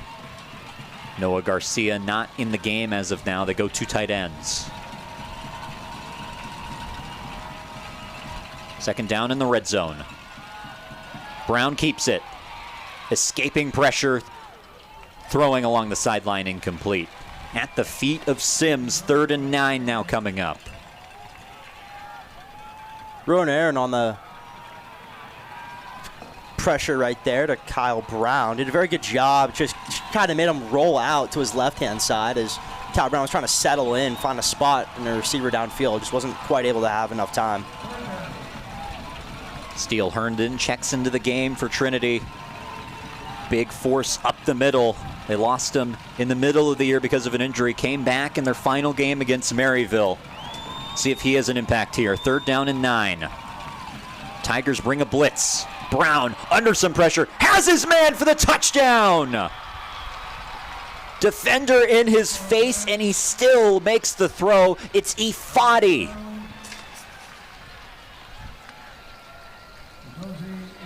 Kyle Brown made a very good throw there. He had a Tiger bring him down as he was making that throw. For an offensive player injury. And Kyle Brown shaken up on that play. You'll see the hit that he took with this replay. Kyle Brown trying to find space. Priesmeyer right in his face, brings him down hard. Thought he did a good job able to reel that ball in for the touchdown. Now Hardin-Simmons an extra point away from cutting this to a field goal game.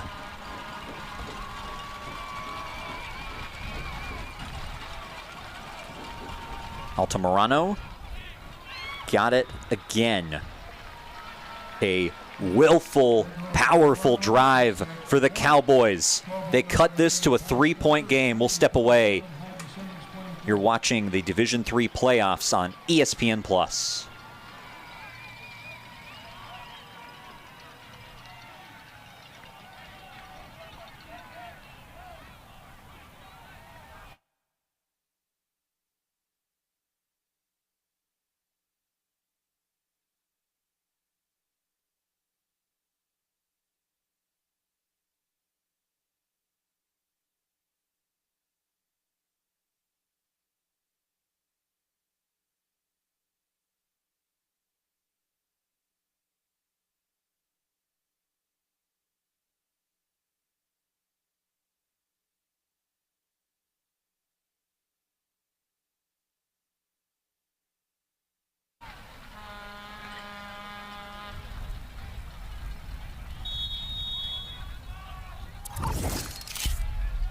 Welcome back to the campus of Trinity University. A nail-biter here. 27-24, the Tigers have the lead after Hardin-Simmons walks down the field on a touchdown drive finished by Dozie Ifadi. This is an angled kick. Kaiser trying to do what he can, spins away for a second, but ultimately stopped inside the 20 at the 19-yard line. So a bit of a switch in momentum. We'll see how Trinity handles it. And Andrew, they're probably going to want to get this run game going a little bit more. Considering Trinity's up, and one thing we've kind of talked about all day is time of possession. Trinity so far has 30 minutes of possession in this game. Trying to extend that. They get the ball with 12 minutes on the clock, up 3. A game that they've led by as many as 13 points. We're up by 10 just a minute ago. Here's a give. Huerta gets what he can on first down. They give him 4 or 5. Run by Charles Gooden. Tackle by Cade Sink. So far today, the number one rusher, which comes as no surprise, is Hondo Franklin for the Tigers, who currently has 88 yards. Right behind him, Johnny Milo with 41. Now 2nd down and 5. Huerta still in the game. It's a keeper. It's Franklin. Franklin up the middle. Brought down at midfield. Swung down hard, but able to hang on to the ball, and that should put Hondo Franklin over 100 yards on the day. Talked about a lot, how surprising these Hondo Franklin, big runs have been today. So we really haven't seen that all year. Saw that there. Hondo Franklin did a very good job with the fake handoff. They all thought Zay Huerta had it, and he was able to cut off to the right-hand side and just keep going all the way down the field. Ball now at their own 49. 113 yards on 10 carries for Hondo Franklin today, including the touchdown. Huerta maybe gets back to the line of scrimmage, no more. But we talked with Coach Lytle and Coach Urban throughout the year about Hondo Franklin's rushing ability, and he ran so much that he says he's gotten comments about how Trinity's a read option team, but if you watch the film, they're really not that usually. It's just Hondo Franklin making plays. Today they have been a read option team, changing things up a little bit for the postseason. So far it's been working. Yeah, you could say that again. 2nd down and 10. Now under 10 minutes to go in this one. Franklin quickly to the outside. It's dropped as Morkowski couldn't reel it in. Matt Pascucci there on the pressure to Hondo Franklin. Maybe forcing him to dump that ball off a little too fast, Maddox Morkowski. And now the Hardin-Simmons fans on the other side of the field starting to get loud. A large contingent of them here from Abilene. Their defense an opportunity to get a stop. Two teams facing each other that were one and dones last year, both to Mary Hardin Baylor at home. One of these teams on to the 3rd round. And a timeout called by Trinity as the play clock was running low. Prior to the snap, Trinity calls their first timeout of the half. 60 seconds. And with that, we will step away.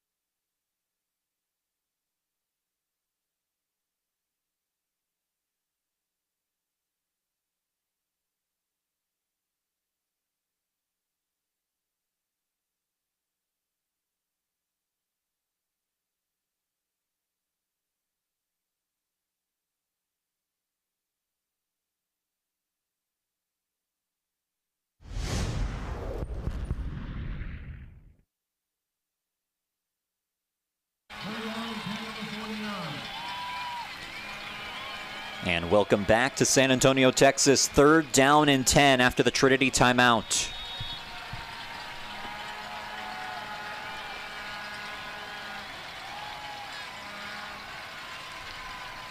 Franklin, clean pocket, over the middle, caught, Hancock breaking free. Hancock cuts it back inside the 20 now, out of bounds at the 15. They've lived on 3rd down all day, and they convert another one. A lot of pressure there on the Tigers on that play, as it could have been a big momentum shifter had it been a stop by the Cowboys. But Hondo Franklin, though, clean pocket, had a lot of time to find his man, almost intercepted there. Hancock, though, does a good job with good blockers, able to make a couple cuts towards the outside edge. Pick up a couple extra yards and keep the chains moving. They got Sebastian Trevino earlier in the game for an offensive pass interference on a play very similar to that. Trinity getting away with it this time. They hand it off. Milo gets to the edge, brought down inside the 15, but a flag in the backfield, and this might be a holding call. As Holding. Number 69. Milo's down, offense. it looks like. 10-yard penalty. First down.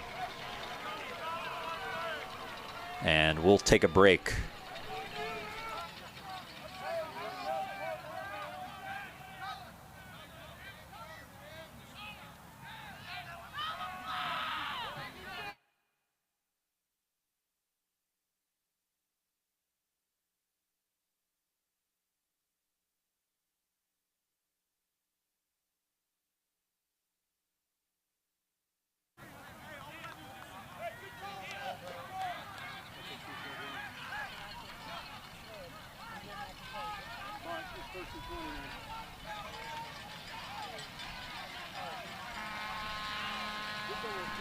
Welcome back. The injury to Johnny Milo. The flag was for holding on Trinity, so it sets them up with a 1st and 20 now. Fake. Franklin with time, going for Tavares in the end zone, incomplete. Tavares so good at those jump balls, but this one knocked away by Micah Henderson. Tavares there in double coverage, as he's really been lighting up the field so far for the Tigers. Hunter Franklin, though, did a very good job, able to get the ball in his general direction. And Tavares has been, we've seen him make a lot of plays like that so far this season. That one there, incomplete. Micah Henderson showing why he's one of the best at what he does. Tavares makes that catch a lot. 2nd down and 20. Fake to Kaiser. Franklin running with it again, this time tackled. As Hardin-Simmons has had enough of him carrying the ball. Harrison Foster making the play for HSU.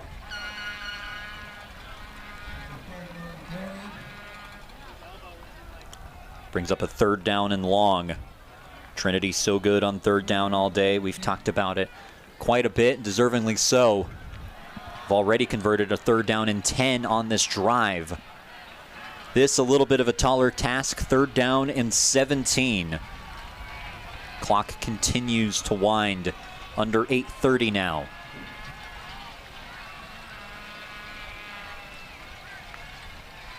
Franklin faces a blitz. Nickelberry upended.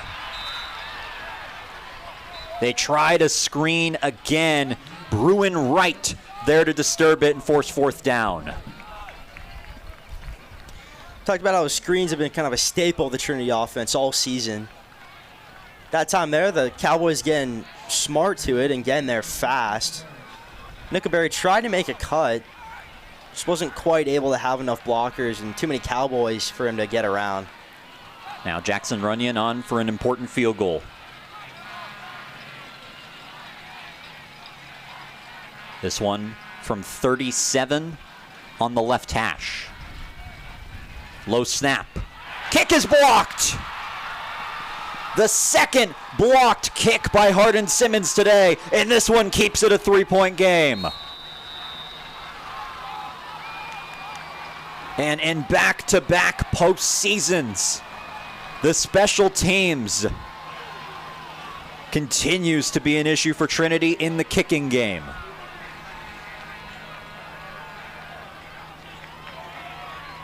Fortunately for Runyon there, did everything he could, just wasn't quite able to get off in time, as we see a lot of Cowboys get up there.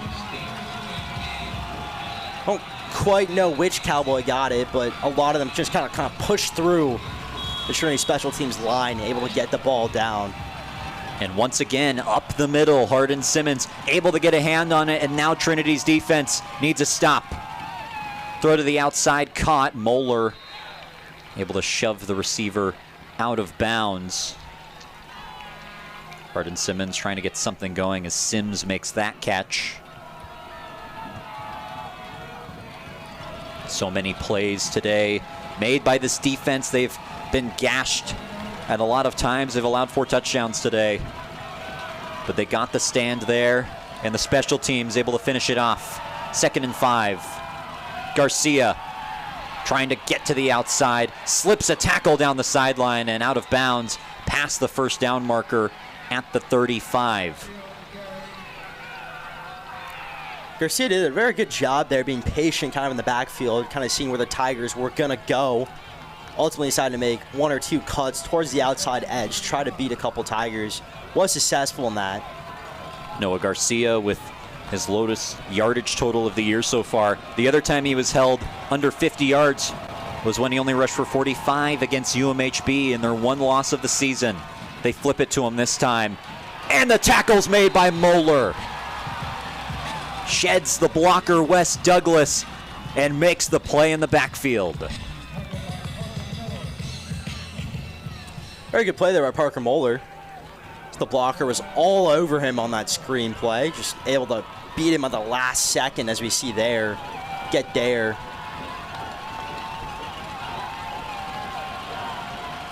Second down and 11. The Trinity side. This crowd on their feet. Brown steps up. Continues drifting back, now floats one out of bounds. A wise decision from the senior quarterback to throw it out of bounds. Brown, and some of the responses he gave us via email, talked about how the biggest difference between last year and this year for him in this 2 years starting at Hardin-Simmons has been he's been more of a vocal leader. Coach Burleson saying he's been the kind of leader that he needs to be. He's been himself. And he does the things necessary for them to be successful. The senior trying to lead his team on a game-tying or winning drive to save their season. 3rd and 11. Escapes the blitzer, but goes down! Azrael in gotcha!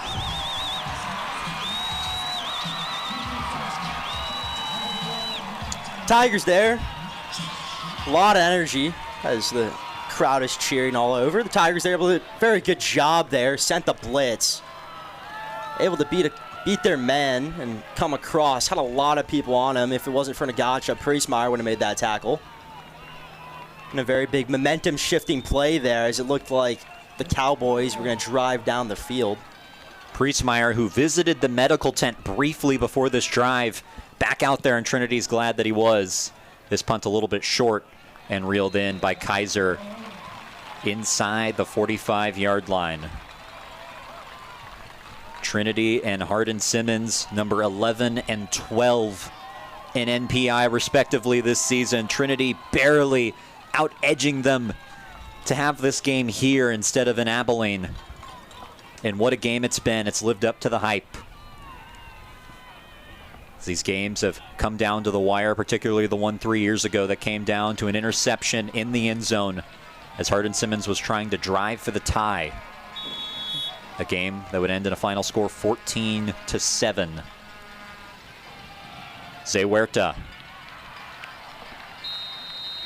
barely gets to the line of scrimmage.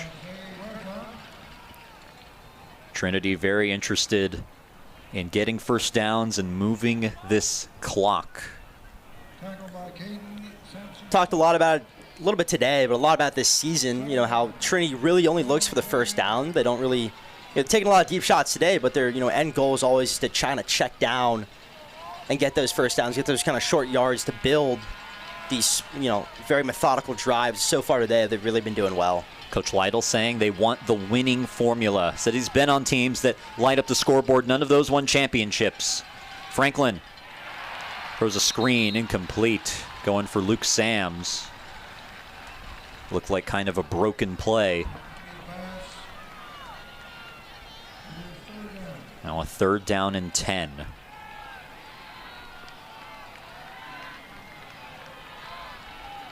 Tigers trying to convert. They converted a 3rd down and 10 in their last drive that ended up in a blocked field goal. 4:02 on the clock. Hardin-Simmons still with all 3 timeouts if and when we get to that point in the game. Play clock now down to 5. Franklin throwing, lofting one down the sideline. Got Hancock! Down at the 33, there is a flag. And that might be a push-off. Coach Urban screaming at the official. Boos raining down. Number 5, offense. 15-yard penalty, 3rd down. And it is pass interference on Lamont Nickelberry.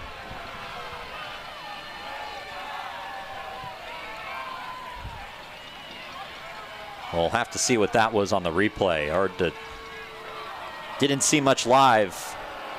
You see here, Lamont Nickelberry in the bottom of your screen right now, number 5. More or less. Could go either way. Definitely not a Trinity fan favorite call there, but definitely a good, decisive call.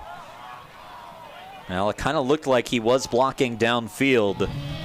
By rule, the clock will start on the snap. The key on that is you have to be running your route, and it looks like Nickelberry kind of set a screen, which is illegal. Coach Urban obviously not happy with it. Neither is all the Trinity fans right in front of our press box right now. Clock operator, please reset the game clock to 3:55. Sets up the 3rd down and 25. The second offensive pass interference that's been called against Trinity that's negated a 3rd down conversion. Not a lot of plays in the playbook for 3rd down and 25. They keep it with Franklin, runs up the middle, and brought down at around the 35. Gets about 10 out of that, and Trinity just trying to get field position to help the punt. Definitely a very big momentum-shifting penalty there as we see Hondo Franklin try to get as far upfield as he can. Makes a couple good cuts there. Doesn't really have any blockers and isn't quite able to get anywhere. But for the Cowboys, it's a huge play right there. And, you know, with about 3 minutes left in the game, this is where they could win it. Runyon on the punt. Hardin-Simmons has come close to blocking a couple of these. Nowhere near him that time. High spiraling kick. And it's a nice one that drops inside the 15, out of bounds, inside the 10. A big kick when they needed it. And now, Andrew, it'll be up to the 11th ranked defense in the country. Up 3, protecting a lead. A year ago in the first round against Mary Hardin-Baylor, were unable to get the stop when they needed it. Trying to avenge the misfortunes from 1 year ago. We've seen this defense all day, you know, particularly in the first and second quarter, putting up a great performance, not really allowing a lot. Here in the third quarter, you know, a little bit shaky. In the fourth quarter so far, been fairly decent. Looks like there is a flag at the 45-yard line. The officials discussing what it is and where the ball's going to be spotted. Holding. Number 29, kicking team. 10-yard penalty, 4th down. And it's holding on the kicking team, not something you see very often.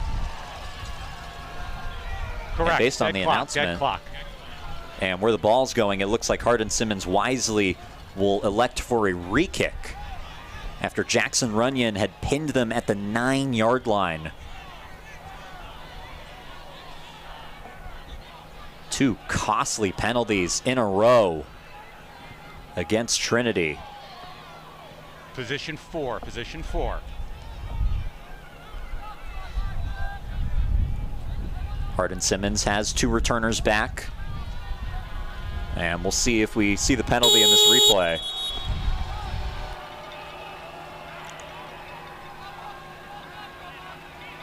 Looks like right at the edge of your screen. So the re-kick, just outside of 3 minutes on the clock. Low snap, Runyon gets this one away, not nearly as good as his last one, drifts out of bounds. Right around the 30.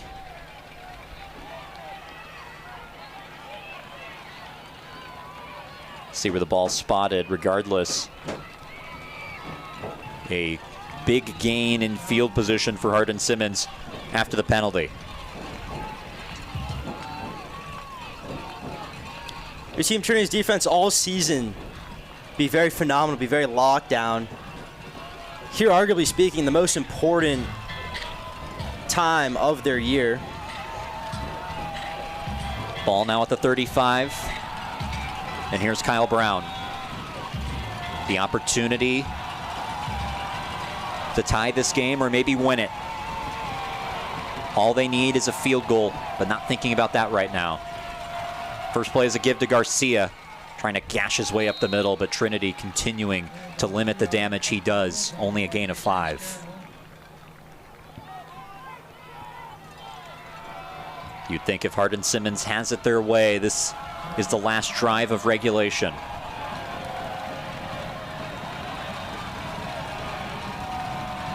Brown quickly incomplete.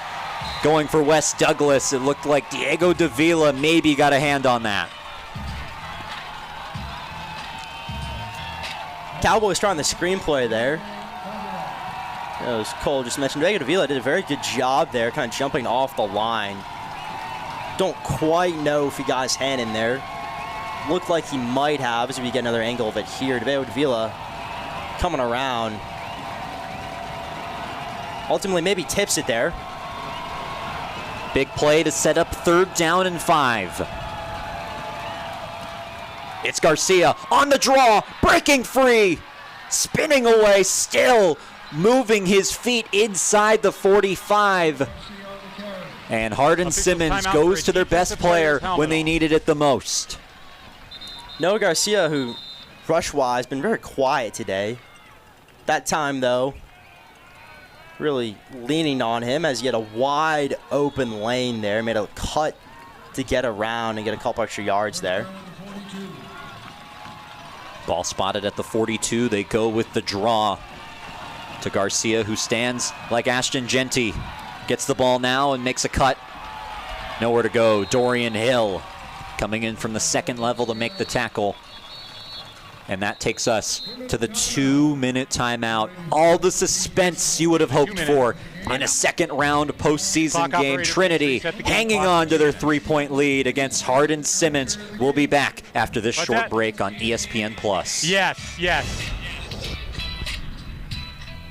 Clock operator, please reset the game clock to 2 minutes.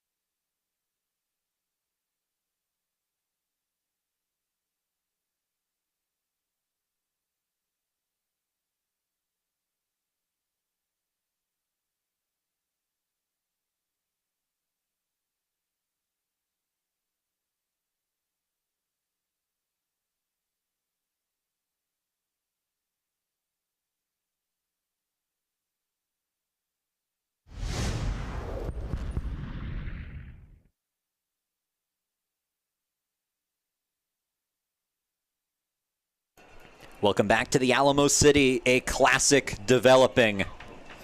27-24 at the 2-minute timeout. Hardin-Simmons with the ball at the 41-yard line. 2nd down and 9. Down 3, trying to at least get a game-tying field goal. Winner to the 3rd round to play Barry. And this play is blown dead. Movement up front. It's a false start. False start. Number 70, offense. See a lot of penalties. 2nd down. All year influence the Tigers. Today especially, so far 6 penalties on the Tigers. That only the 2nd on the Cowboys. Definitely a big-time one. So it moves him back even more. Wait for the movement up front. And a little flinch right before the ball was snapped. Backs him up to the 46. Such a well-played game on both sides. 2nd and 14. Throw over the middle, caught. Ifadi who caught the touchdown to bring this to a 3-point game in the first place. Now a third down.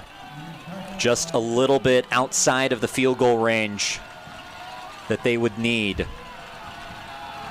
Altamirano's long, 47 on the year. That means they need to get the ball to the 30-yard line.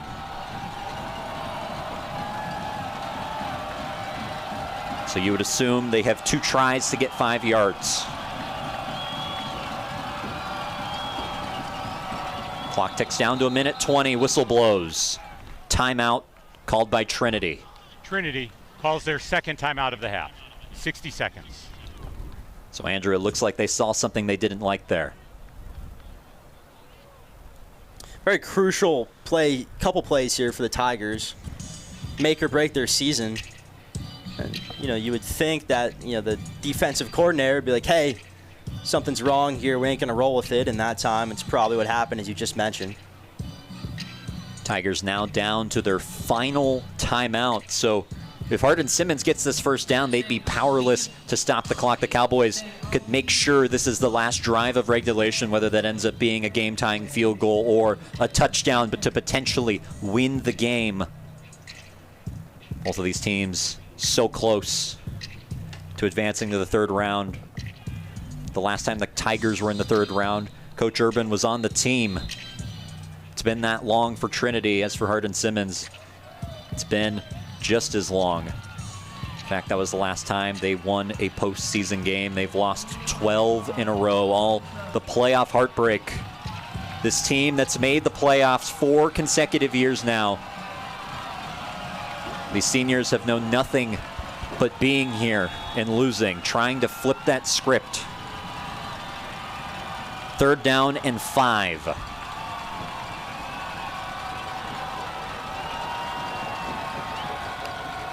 Brown to the outside, overthrown and incomplete, going for Sims. Well, the Tigers jumped off the line there and beat their man, getting in Kyle Brown's face, which may have resulted in a little bit of overthrow there. Sims also in double coverage, though. Parker Muller, Jaden Powell kind of back there together.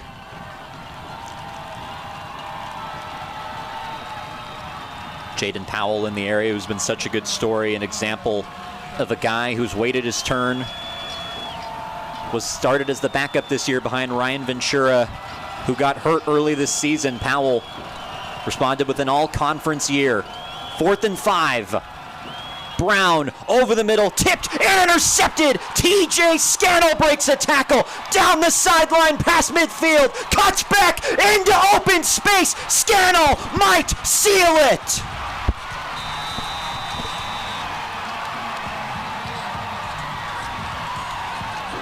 Big time players, big time plays. TJ Scannell, amazing job there. Tipped off, found it in the air, take it down.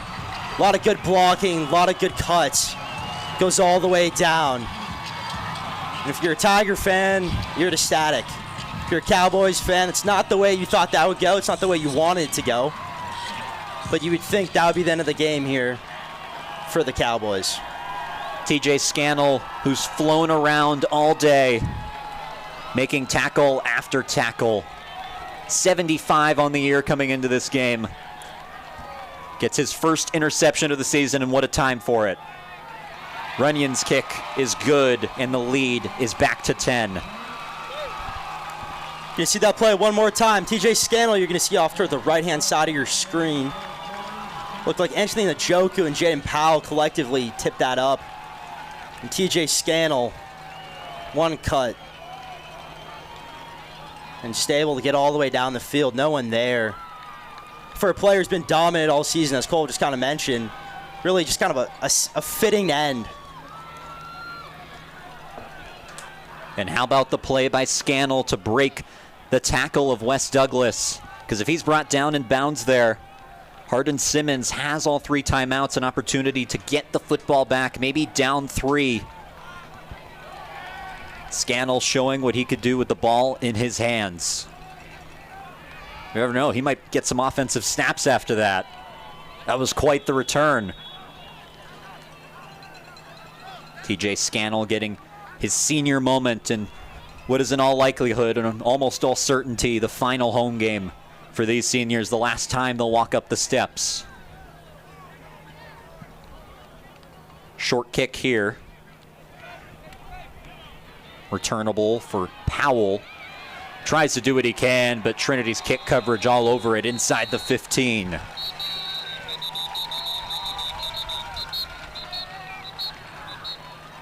Think about the year it's been for the Tigers, the first year in 4 years that they haven't been SAA champions.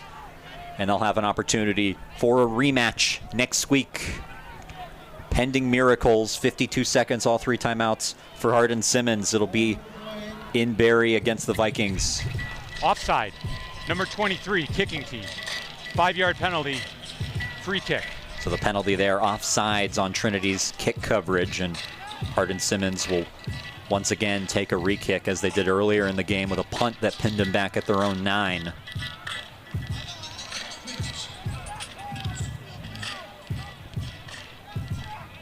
See the kick one more time. Just kind of creeps up there and is ultimately offsides.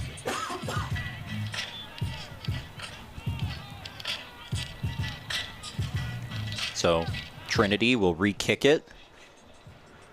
Hardin-Simmons needing something explosive here.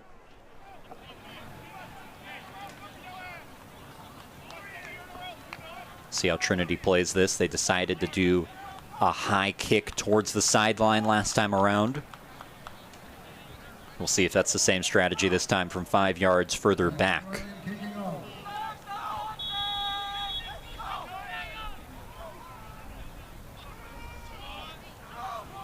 Tigers so close to going to the 3rd round.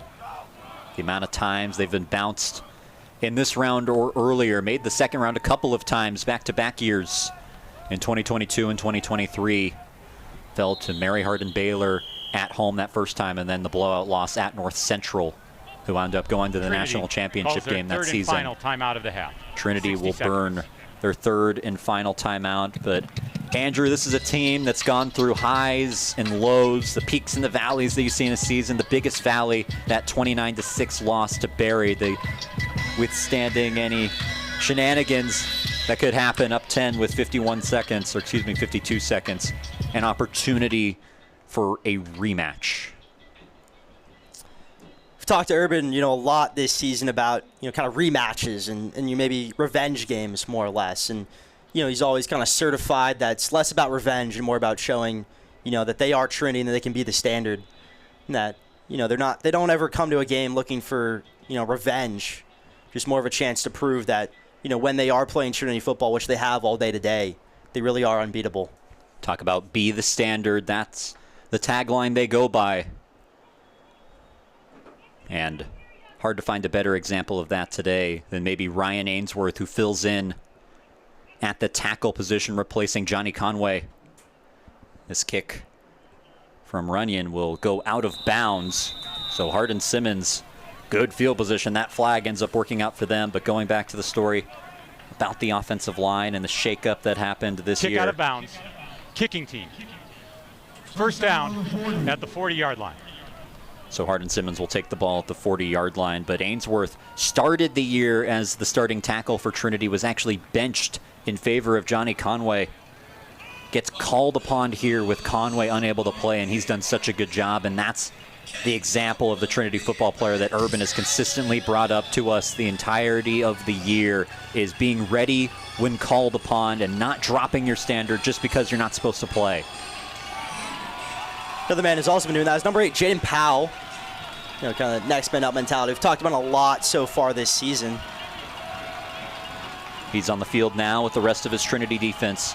Defending a 10-point lead, 52 seconds on the clock. Brown over the middle, it's Garcia. Breaks the tackle from Davila and will wisely get out of bounds just shy of the first down marker. Stops the clock at 43 seconds. Hardin-Simmons still with all 3 timeouts. They need a field goal and a touchdown. Or I guess they could just score 2 touchdowns. But trying, you would assume, for the kick. And they would need an onside kick in the middle of all of that. 2nd and 1, their own 49.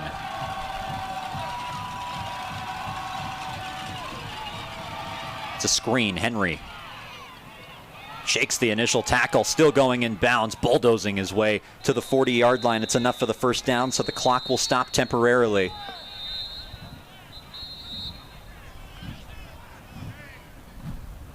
Whistle's blowing. Clock stopped at 33 seconds.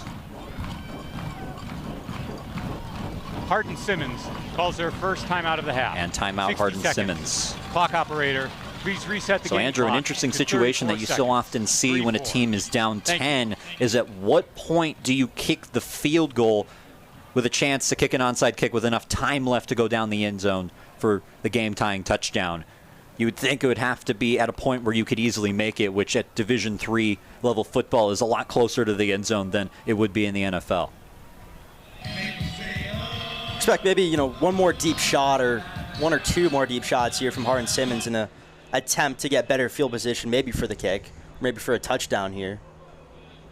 Mentioned it earlier, they would have to get to the 30-yard line to get to the point of their longest field goal this season. That was a 47-yard kick. Altamirano has the leg. We've seen him consistently boom kickoffs out of the back of the end zone. The Cowboys would love to just punch in it on this drive and then try and get the onside kick for a potential game-tying field goal.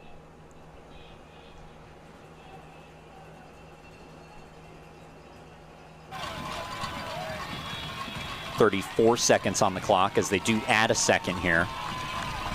1st and 10 at the 40. Brown under pressure, and he's sacked. It's Powell. Timeout, Hardin-Simmons.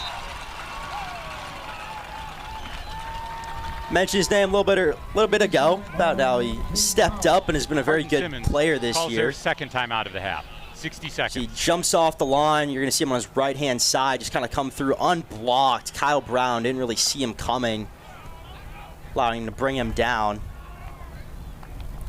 Powell, another guy who patiently waited his turn, was supposed to be the starter in theory, maybe in his mind, being an upperclassman last year. But then this kid named Ryan Ventura came out of nowhere, played so well for the Tigers, had that spot cemented this season before he got hurt, and Powell has stepped up so brilliantly.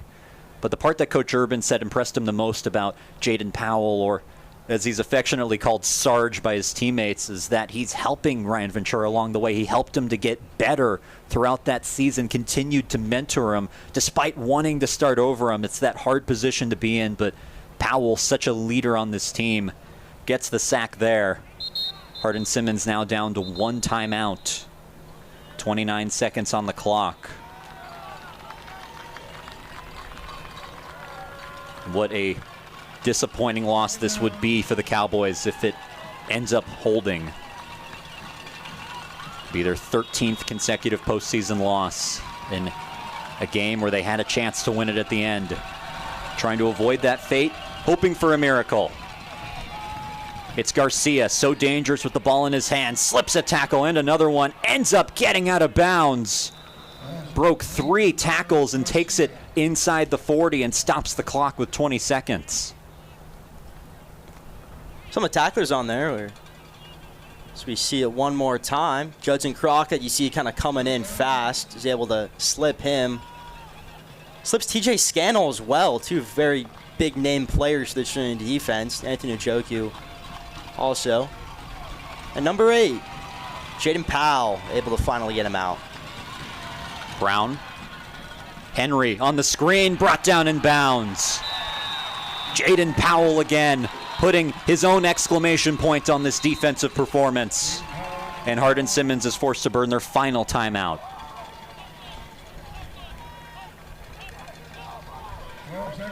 Hardin-Simmons calls their 3rd and final timeout of the half. So, Andrew, you would Clock is assume now coming up correct next at 12 seconds would be Hail Mary attempts.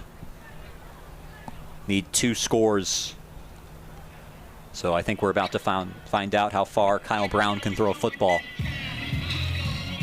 Ball currently at the 42-yard line. Hardin-Simmons with only their 1 timeout. This is also 4th down.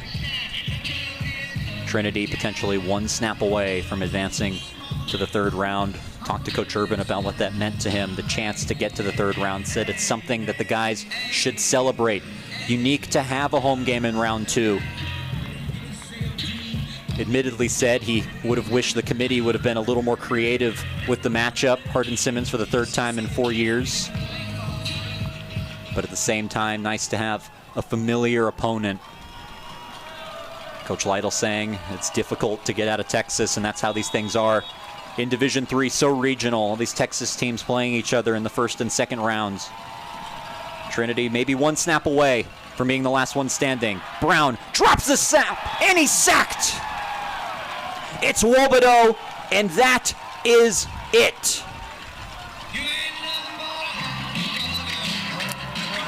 What a final play there by the Tigers. Unguarded, just able to get around and bring Kyle Brown down. Low snap as well, didn't really help Brown there. So you see Wobodeau waves him off.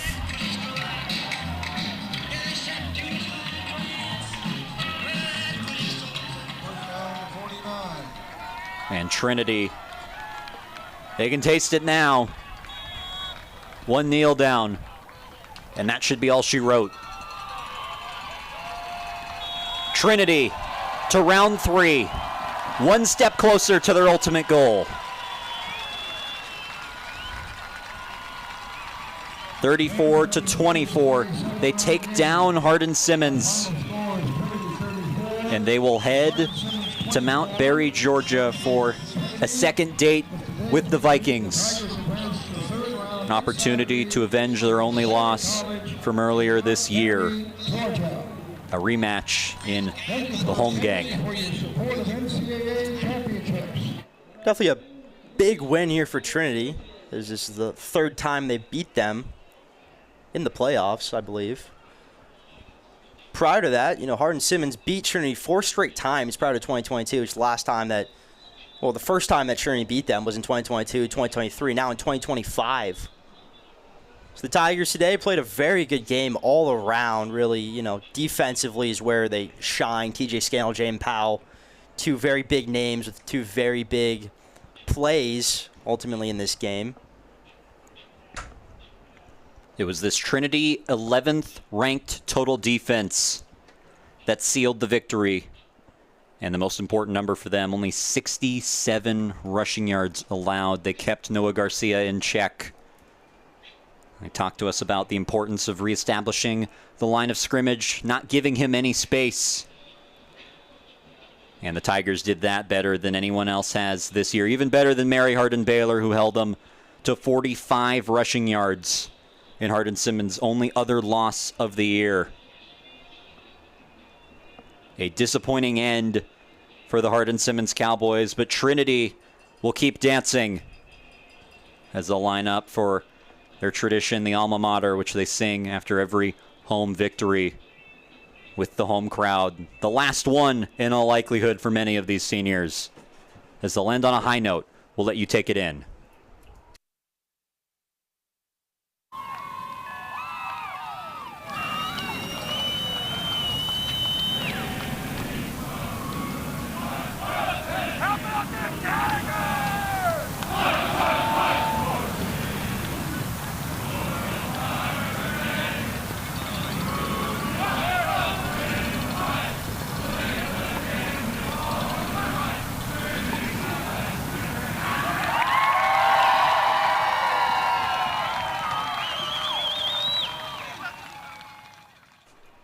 That was the alma mater. Caleb Bear waving the Trinity, Texas flag, which he does every time the Tigers do this after a victory.